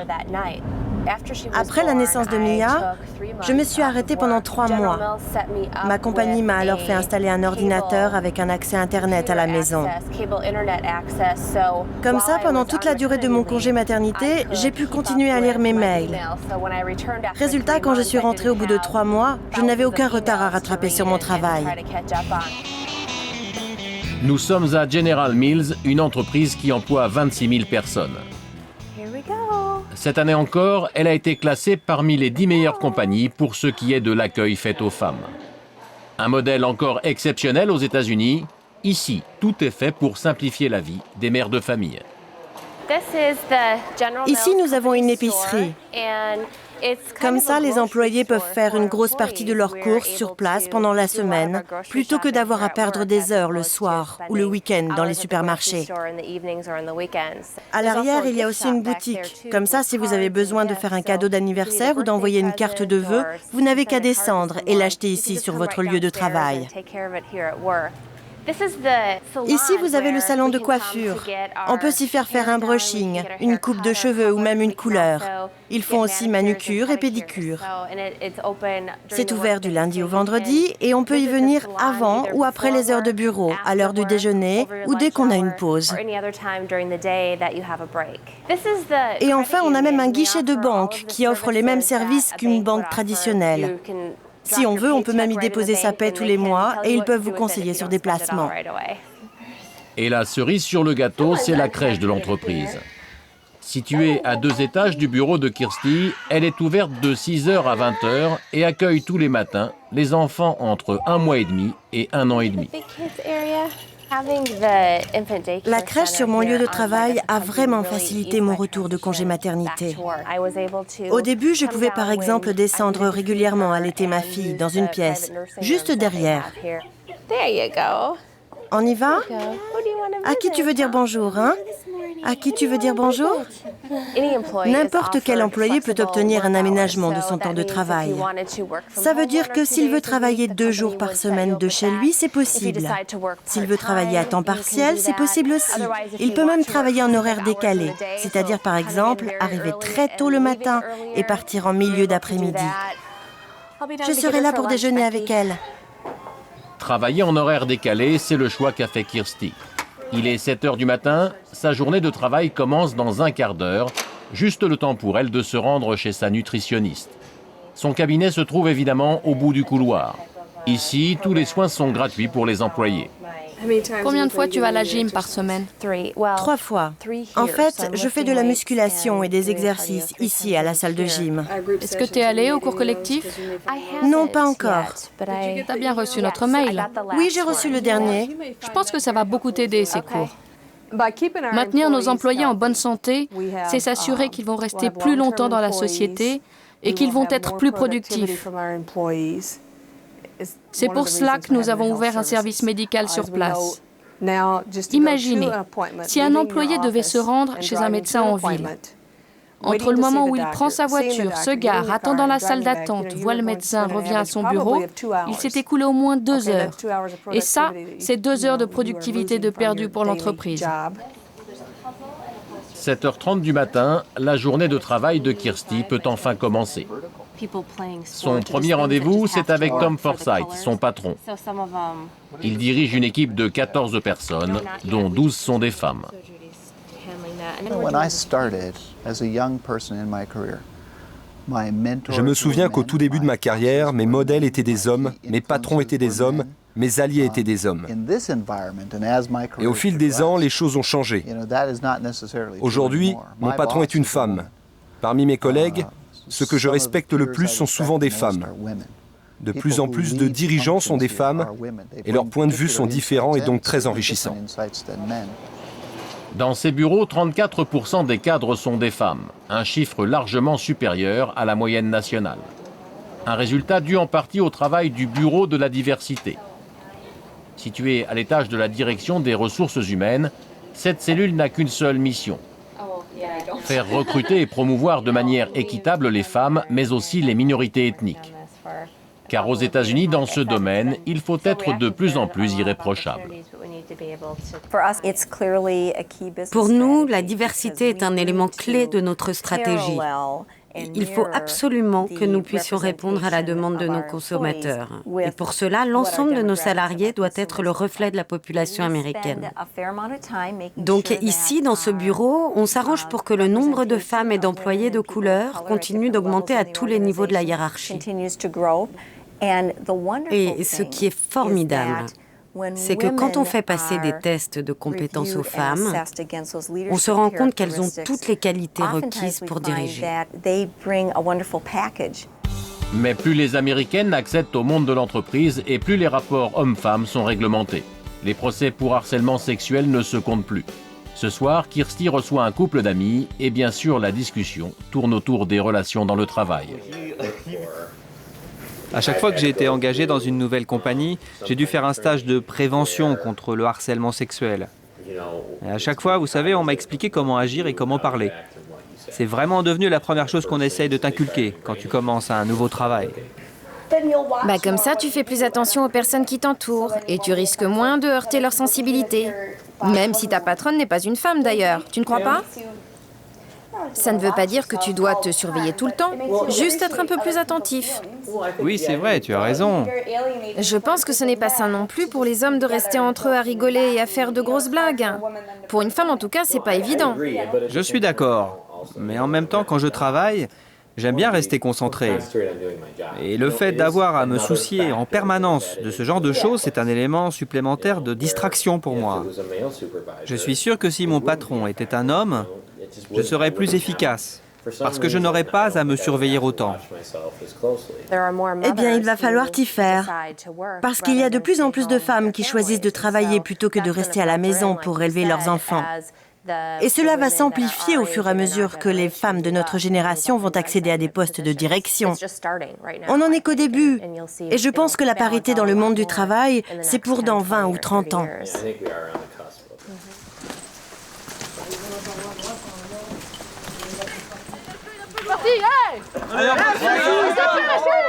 Ce matin, réveil musclé pour Hélène et ses hommes. En 9 jours d'entraînement, le lieutenant a pris de l'assurance. Allez, on aide, on les pousse. Allez les gars, allez les gars, allez. Au programme, 30 minutes d'exercice physique. Pas de temps mort, pas de répit. C'est Hélène qui donne le rythme. Allez, on se dépêche. Doucement. Allez, tenez-vous. Allez, c'est bon, Allez, s'entraîne. Allez, on se tient. On se dépêche. On y va. Allez, assis. Les gars, fermez-la. On passe les pieds. On est parti pour les abdos. Allez, oh. En bas. En haut. En bas. Au milieu. En haut. Au milieu. En bas. Parti, allez. On se dépêche, allez. Elle est en train de vous tuer là. Non, c'est ce qu'on appelle un réveil. Un réveil matinal. Non, c'est très bon parce que c'est un effort violent qu'on va faire. Donc il faut mettre... Allez, on touche là. Allez, on touche. En activité le cœur. L'effort violent d'aujourd'hui, c'est un parcours du combattant. Ça sert à quoi là ce que vous faites? C'est pour monter les pulses, se chauffer pour le parcours du combattant. Allez, on se dépêche. Allez, on se couche. Allez, on se couche. Allez. Vous disiez non? Non, c'est un effort violent qu'on va faire. Donc il faut faire un réveil. Là, elle a commencé doucement. Allez, c'est le dernier. Allez, on y va. On chauffe le cœur, le cardiaque, et tous les muscles et toutes les articulations qui vont être mis, qui vont être sollicités. Boca. Allez, c'est bien les gars, allez. Comment? Faut la suivre, hein, lieutenant. Ouais, elle est péchue, ouais, c'est bien. C'est bien. Maintenant, les chefs de groupe, vous terminez. Les articulations, torsion, chevilles, genoux, poignets, épaules. Ils ont déjà vu que moi, je me débrouillais comme tout le monde, comme tous les restes de régiment. Donc là, je pense qu'il n'y a pas de doute sur mes capacités. Aujourd'hui, Hélène et ses hommes vont devoir franchir une vingtaine d'obstacles, dans la boue, entraînant 3 sacs de 11 kilos. Et tout ça en moins de 9 minutes. C'est le groupe entier qui doit arriver dans les temps. Hélène est leur chef, mais pour cette épreuve, elle est exactement au même niveau que ses hommes. Si elle flanche, elle pénalise tout le groupe. Hélène redoute cette première épreuve avec ses hommes. Une nervosité qui, dès le début du parcours, lui fait perdre du temps. Solidaire, un homme de la section reste toujours en arrière pour l'aider. Comment dire ça, faut pas se leurrer quand même. Hein. C'est là où on voit la différence entre les hommes et les femmes quand même. C'est quand même plus difficile quand même pour une femme. Au bout de quelques obstacles pourtant, Hélène reprend le dessus.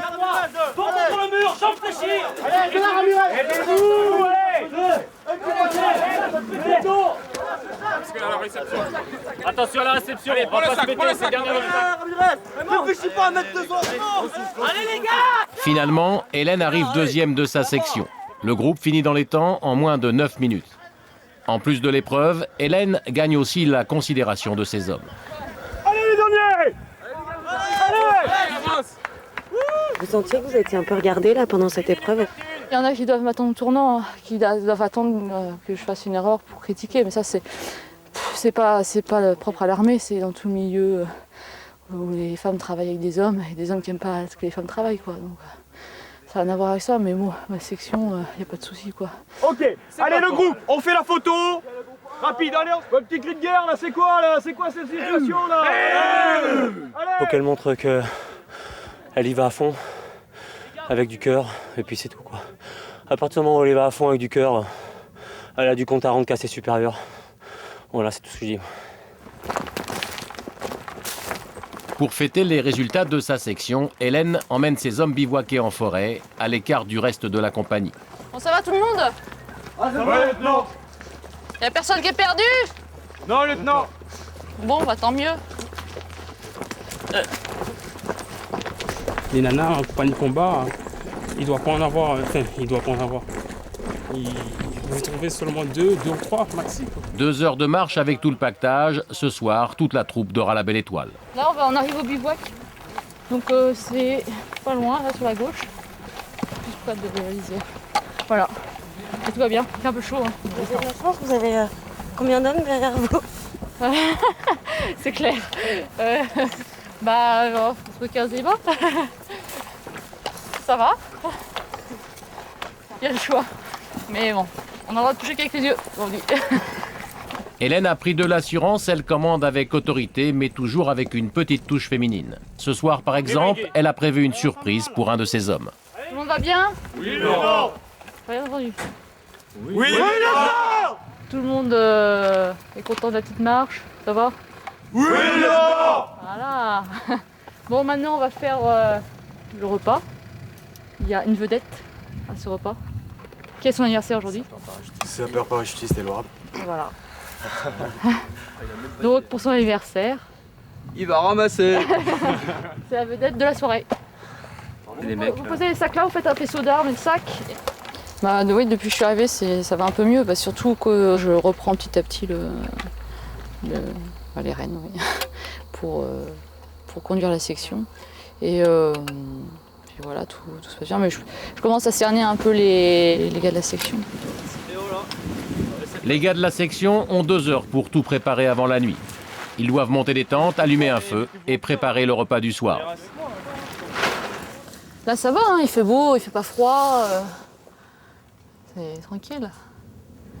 Bon, il y a un peu d'orage, mais ça va passer. Ça va être génial.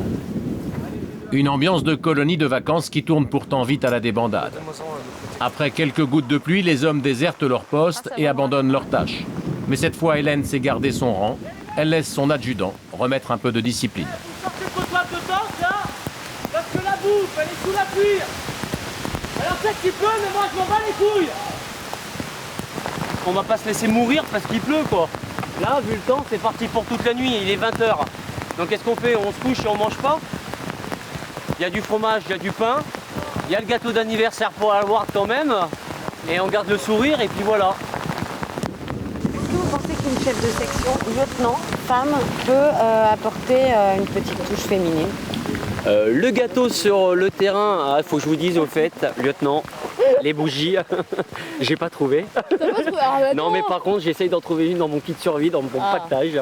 Mais je l'ai pas vu souvent, mais moi je trouve ça très bien. Et puis le gars, je pense que ça va lui faire super plaisir. Et puis voilà quoi. Vous y auriez pensé, vous? Franchement, non. non. Et en plus, il y a le soleil qui revient avec oui, le ciel bleu. Quel bonheur. Fin de la pluie, les festivités peuvent commencer. Grâce aux attentions toutes particulières d'Hélène, ce soir, Évrard fête ses 20 ans. Maintenant, aujourd'hui, j'ai 20 ans, le 11 septembre, donc ça me fait super plaisir d'être avec vous, quoi. Donc on se connaît pas trop, j'ai une super chef de section. Voilà, c'est bien, c'est bien. Et puis, par Saint-Michel, vive! C'est bien, Elward, t'as bien fini. Hein. À la tienne, mon gars. Bon anniversaire. À la tienne. Santé, à tes 20 ans. Allez, fais tourner. Et après les discours, comme toujours chez les paras, viennent les chants. Plaine de l'Ukraine, un cosaque démoniaque s'en va nuit et jour vers Saint-Pétersbourg, rejoindre sa douchka d'amour. J'ai les couilles en sky, j'ai les couilles en ski. Si on me coupe les couilles, fini la gratou. Et pour me branler, c'est baiser. Non mais ça fait rigoler, c'est marrant. C'est pas pour manquer de respect aux femmes en général quoi.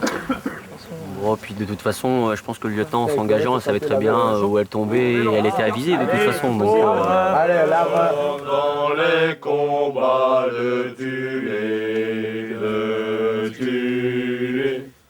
Demain, c'est la Saint-Michel, le patron des bérets rouges. Et comme le veut la tradition, Hélène et tous les hommes de la section vont être largués en parachute à 300 mètres d'altitude.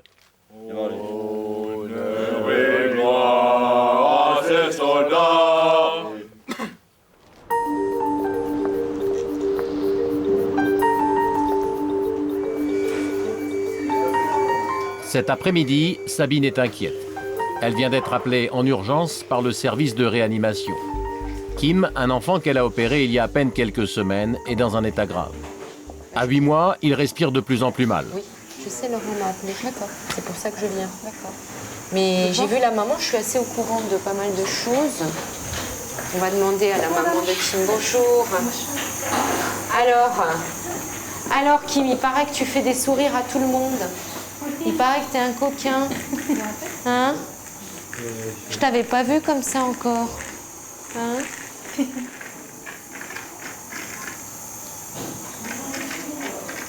C'est au moment où...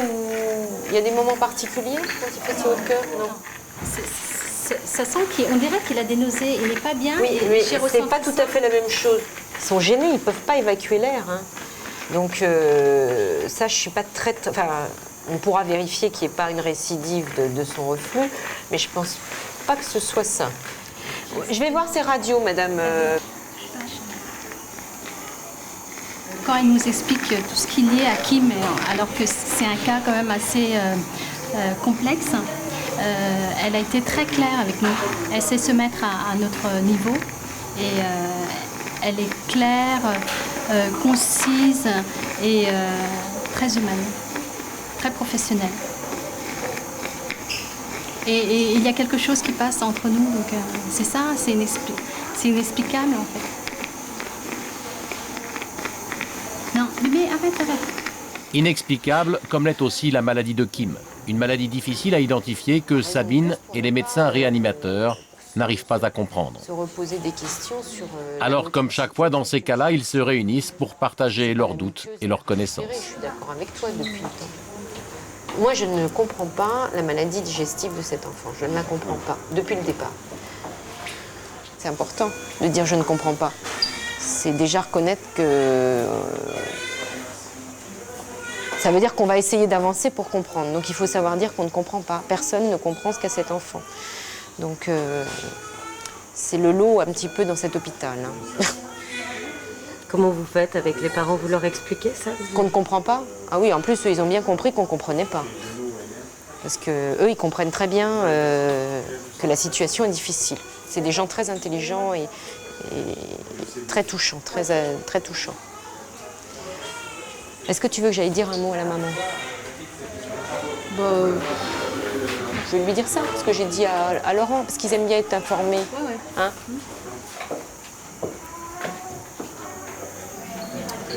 On a discuté un peu.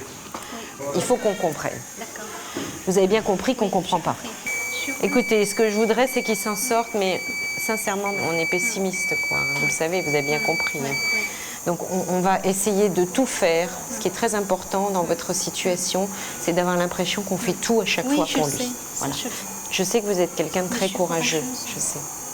Il n'y a que la mort qui me fait peur. Le reste, je sais que je pourrais soulever des montagnes. Dans les prochaines semaines, avec toute l'équipe de réanimation, Sabine va explorer de nouvelles pistes pour essayer de sortir Kim de cette phase critique. En attendant, comme souvent dans les moments difficiles, c'est dans son bureau qu'elle se ressource. Plus on avance en âge et plus on trouve ça lourd de voir des gens qui sont dans des situations absolument terribles parce que leur enfant est malade et donc non, on ne s'habitue pas, ça, pas du tout. Vous craquez parfois un peu? Ça m'est arrivé, oui, ça m'est arrivé. En général, on essaye de ne pas le faire devant les gens, mais ça m'est arrivé. Je crois que c'est normal. Oui? Ah, Samuel, entre, chérie. Il est 16h30, Samuel, son fils, vient la chercher pour une réunion de parents d'élèves. T'as eu des bonnes notes, enfin? En dictée? Non, malheureusement. Bon. J'ai eu un 5 sur 5 en physique chimie. Oui. Mais il y en a été 4 à avoir 5 sur 5. 4 sur combien? 4, pas sur 15. Sur 15? Ouais. Donc tu t'en tires pas mal? Bah ouais, ça va quoi. Ouais. Quand je passe devant l'hôpital, bah ça m'arrive, des fois je me dis tiens, je vais aller la voir. J'aime bien la voir. Et puis des fois j'ai besoin de quelque chose. Quand tu as besoin de 2 € pour aller faire quelque chose, tu viens me les demander. Exact, c'est surtout ça. Ça me saoulerait un peu de voir toujours ma mère à côté de moi qui m'amène à l'école, tout ça. Je me dirais, elle me colle, quoi. Moi, quand mes parents ils travaillent beaucoup, ils me donnent pas mal d'autorisation. Et donc, je peux faire un peu ce que je veux. Hein. Bah, pourquoi ça, quoi. Oui, t'es responsable. Je suis autonome de moi-même. Enfin, c'est le mot, quoi. T'es autonome de toi-même. Voilà, c'est super joli, ça. C'est vraiment... À 50 mètres de l'hôpital Necker, le lycée Buffon. C'est ici que Samuel vient de faire sa rentrée en classe de 5e. Dans quelle classe? Depuis que ses enfants sont en âge d'aller à l'école, Sabine n'a jamais raté une seule réunion de rentrée. Qu'est-ce que tu fais là? J'écoute ce que disent les professeurs. De temps en temps, les enseignants ont toujours fait des dictées, contrairement à ce qu'on entend dire à la télévision. J'aime bien voir où mon fils travaille. Oui, c'est intéressant de voir les profs, de les regarder, pour que quand ils me racontent le soir, je me rende compte. Ouais. C'est important pour toi que ta maman vienne ici. Il faut aussi qu'elle prenne du temps pour elle. Parce qu'elle prend du temps pour l'hôpital, elle prend du temps pour nous, mais elle prend moins de temps pour elle. Et moi, des fois, je lui dis, bon, maman, faut un petit peu que tu te reposes parce que t'es chargée, donc il faut que tu te reposes, qu'un jour tu prennes congé, que tu fasses ce que tu veux. T'es fière de ta mère? Ouais. Ouais, je suis fière. Comme mon père aussi, mais bon. Je suis fière aussi de ma mère. Je suis surtout fière de ma mère. Pourquoi t'es fière? Parce que je la vois qu'elle est gagnante et qu'elle a un super travail, elle s'occupe vachement de nous et on n'a jamais rien manqué en fait. Elle nous dit presque jamais non. Elle nous dit non quand il faut dire non et oui quand il faut dire oui. Donc voilà ce qui est bien. C'est ça que j'aime bien chez ma mère. On y va? C'est bien? Oui, j'ai vu tes profs, j'ai pris des notes. Donc, au revoir. Au revoir. Donc j'ai vu ton prof principal très bien. Elle est partie, je sais pas pourquoi. Hein? Ton prof principal très bien. Oh. Ton prof... Bah, si, il est vachement bien.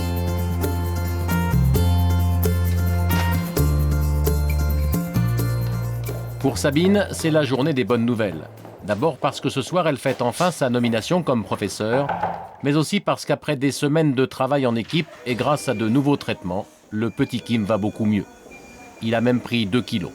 Bonjour. Bonjour. Ça va mieux, vous? Ça va, je reprends. Reprenez un petit peu des couleurs. Moi, je m'occupe du papa, un petit peu de Kim, moins de la maman. Il a bien dormi, hein? Il a dormi au moins 2 heures, là. Oui. Bon, bah, donc c'est bien, c'est bien. Hein? Regarde comme ils sont contents. Hein? Hein? Qu'est-ce que tu racontes? Tu vas nous raconter quelque chose, hein? Oui? Il écoute de la musique? Oui, je mets ça pour tout le temps, dans la journée. Il a tout le temps de la musique. Et en tout cas, il est assez dynamique en ce moment, donc je suis très contente. Vous savez, il faut toujours garder espoir. Même si on est au fond on a l'impression d'être au fond du ravin, il y a toujours un retournement de situation. Non, mais c'est vrai qu'il est transformé, là.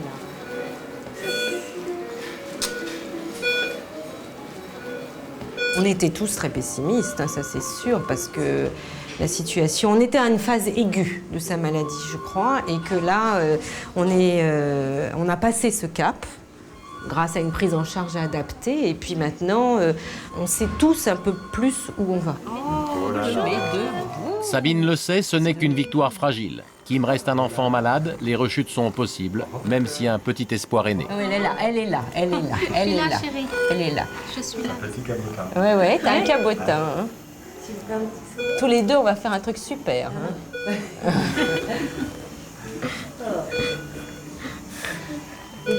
C'est une belle journée. Kim a déjà fait s'est mis assis, il a tenu sa tête, il a rigolé. Et puis nous, on va rigoler ce soir. Ce soir, à l'hôpital Necker, changement de décor. Escortée par ses parents, Sabine fait son entrée dans la cour des grands. Amis, famille, collègues, au total, 250 personnes sont là pour fêter sa nomination comme professeur. Ça va? Bah oui, moi ça va. Ça fait juste 10 ans que j'attends ça, donc je peux pas dire que ça va pas. Hein. Au micro, Yann Révillon. Ce soir, lui aussi fête sa nomination, mais comme chef de service. Mesdames, Messieurs, je me souviens que Sabine était un très beau bébé, qu'elle avait déjà compris qu'allongée sur un sofa, elle pouvait regarder l'avenir droit devant elle. Je me souviens qu'un tout petit peu plus tard, on aurait dit une très jolie princesse. Ah, c'est toi! Je me souviens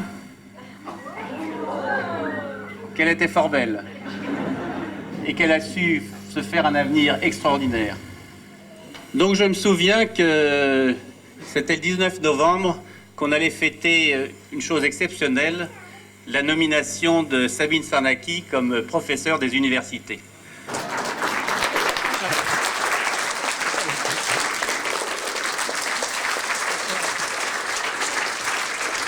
Je suis bien sûr très émue d'être nommée professeure dans ce service prestigieux. C'est le plus beau cadeau que je puisse faire à mes parents et à mes grands-parents, qui, grâce à un amour inébranlable, m'ont donné une certaine joie de vivre que certains pourraient qualifier de futile, mais qui m'a permis probablement de franchir des épreuves parfois difficiles.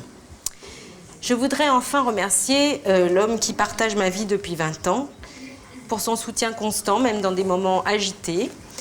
Et mes petits moteurs, Sarah, Samuel et Lola, qui sont tout simplement merveilleux. Et je vous remercie de votre attention. Voilà. Pour Sabine, c'est le couronnement de 20 ans d'efforts. Ce soir, elle devient la 4e femme en France, professeure en chirurgie viscérale pédiatrique.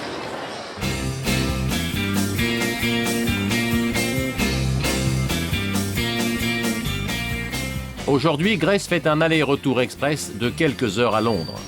C'est sur Sloane Street, l'une des rues les plus chics de la capitale anglaise, qu'elle vient de rénover un hôtel de 65 chambres. Je trouve que Londres est une ville très virile, alors que Paris est une ville beaucoup plus féminine. Ici, à Londres, dans mon domaine d'activité, la compétition est vraiment féroce. Ici, ça sent le pouvoir, les affaires. Et c'est ça que j'aime. Grace a repris cet hôtel il y a 6 mois. Mais depuis sa réouverture, elle trouve que le taux d'occupation des chambres n'est toujours pas satisfaisant. Bonjour John, ça fait plaisir de vous voir. Est-ce qu'il pourrait payer pour le taxi? Alors Grace est venue faire le point avec l'équipe. Sa méthode, se fondre dans la peau du client. Même si elle ne passe pas la nuit ici, elle prend quand même une chambre, histoire de tout vérifier. Oh, c'est parfait. Je vous souhaite un agréable séjour. Si vous avez besoin de quoi que ce soit, appelez-nous. Merci Philippe. Au revoir.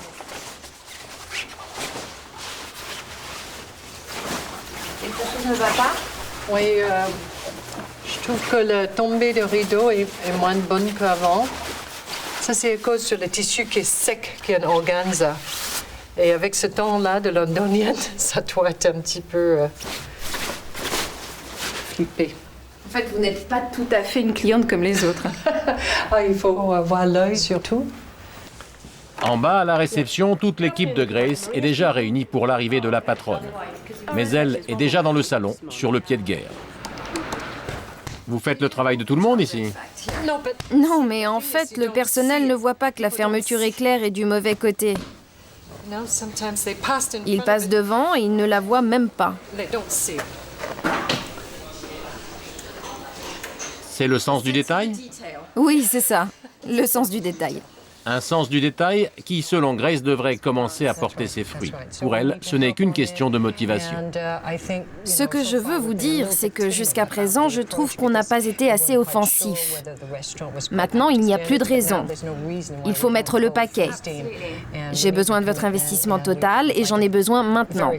Quelle est la différence entre le fait de travailler pour un homme ou de travailler pour une femme comme Madame Andrieux? Ce que j'aime chez les hommes, c'est qu'en général, ils sont assez rapides à prendre des décisions. Ça, pour moi, c'est une vraie différence homme-femme. Les femmes, elles vont peut-être prendre plus le temps de la réflexion avant de prendre une décision.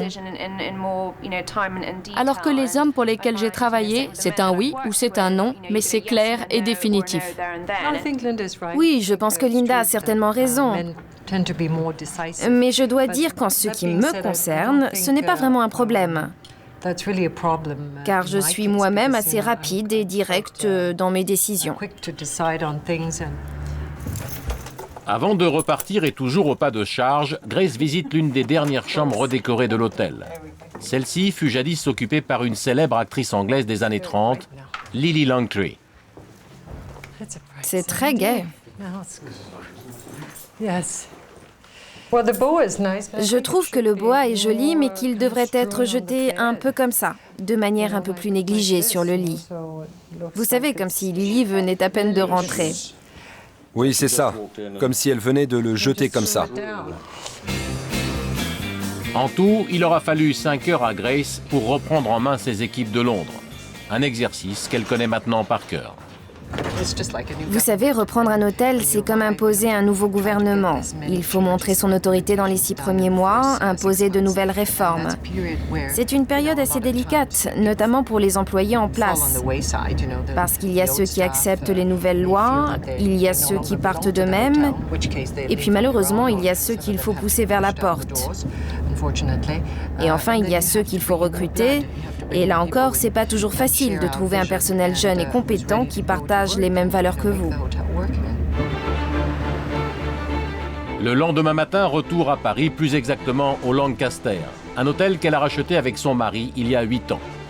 Ici, c'est sa vitrine, sa plus grande fierté. Sa griffe est présente partout. Alors ici, c'est un petit peu votre bébé.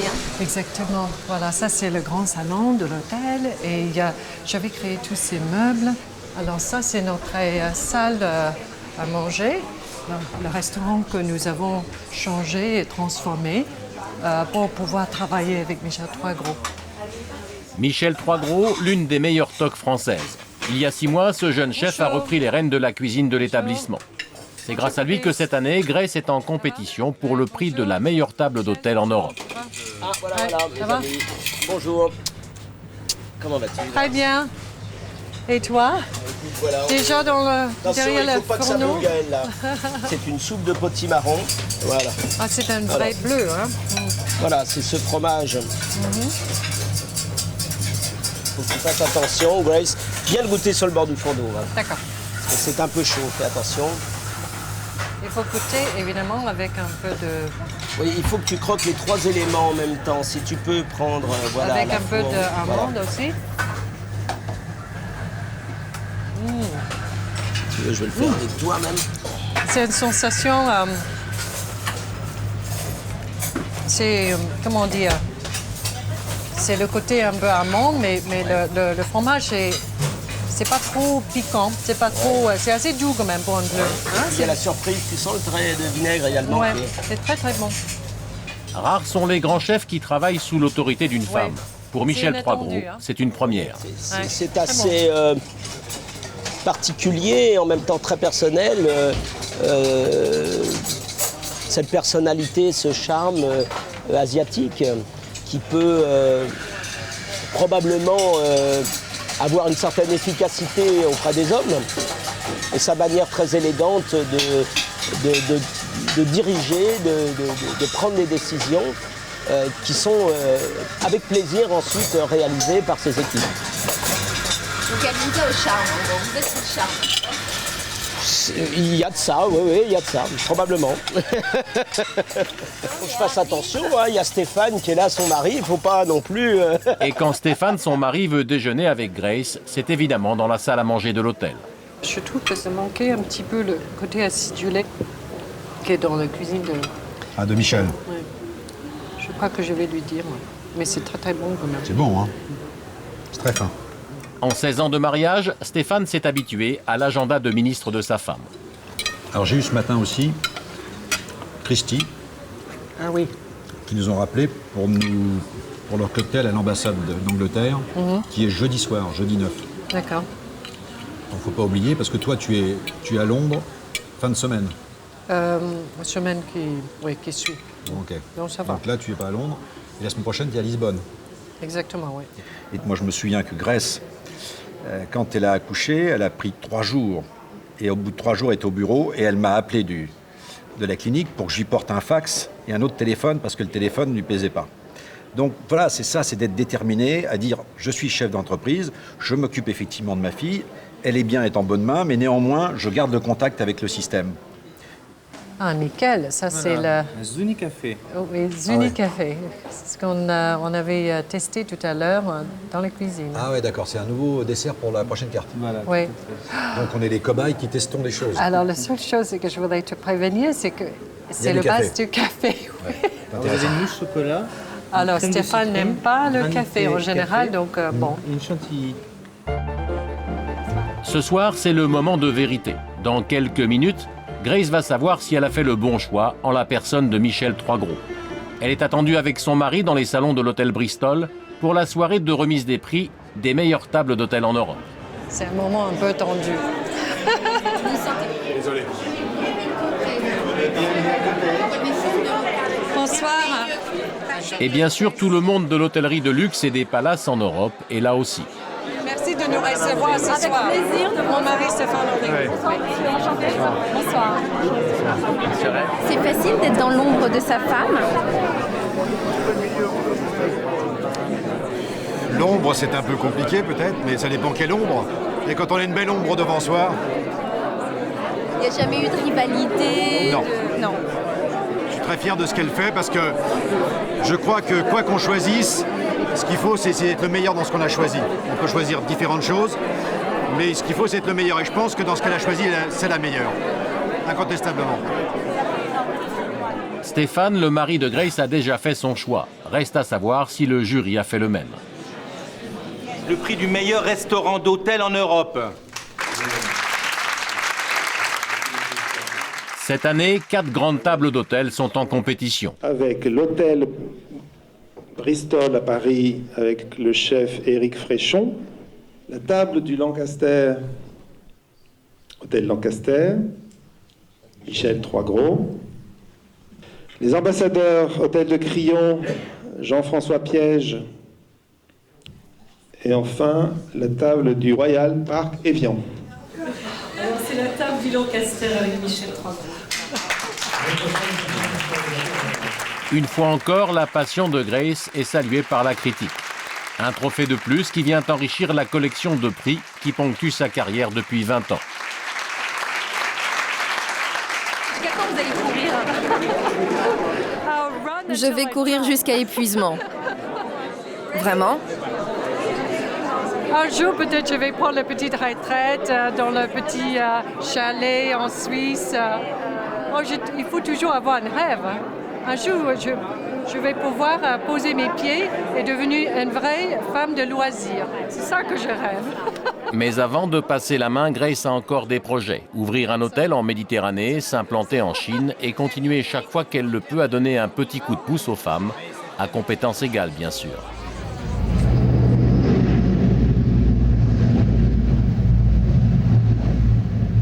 Aujourd'hui, c'est la Saint-Michel, la fête des paras. Pour l'avion! À droite, droite! Et comme tous les parachutistes de France, Hélène et ses hommes s'apprêtent à sauter. Vous êtes bien face à la porte, vous vous éjectez.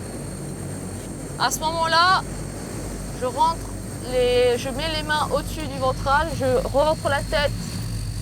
Position comme ça. Pour cette séance de saut, Hélène a été désignée chef d'avion. Sa mission, faire atterrir sains et saufs les 67 hommes qui sont sous sa responsabilité. Il y a toujours une petite appréhension. C'est surtout... Ouais, il y a toujours une petite appréhension à remonter. C'est sûr. Mais quand on est chef d'avion, on a tellement de choses à penser qu'on oublie un peu.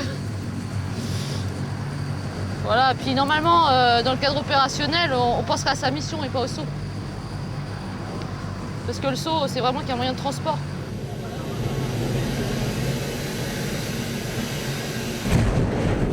Il y aura deux passages. Premier passage, CS du câble B. Vous releverez les sièges, vous accrocherez sur une câble A.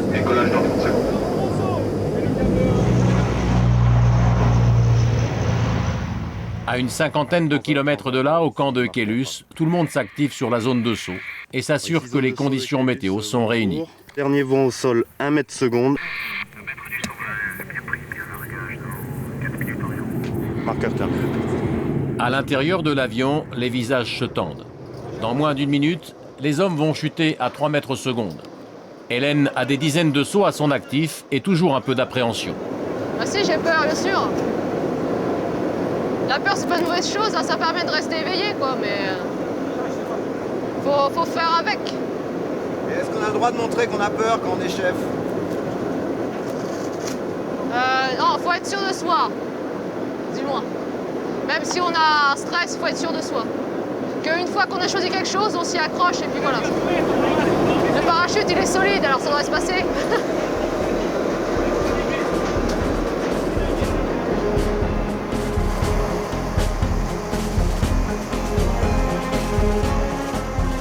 Nous sommes à 300 mètres d'altitude. Hélène est la première à se lancer dans le vide.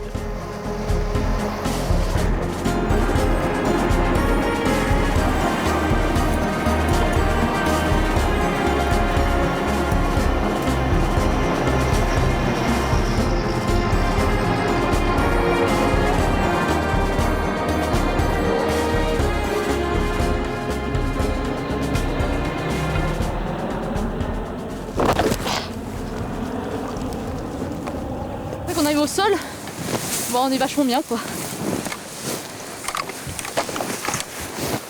Voilà. Alors vous êtes prête à supporter toutes les difficultés de ce métier? Bah, pour les supporter, il vaut mieux l'aimer, sinon on reste pas longtemps quoi. Tant que ça me plaît, en avant. Vraiment le jour où je pourrais plus mettre les rangers sur le matin, ou là il faudra se poser des questions quoi. Vous êtes heureuse, Hélène? Ouais, j'ai pas l'air.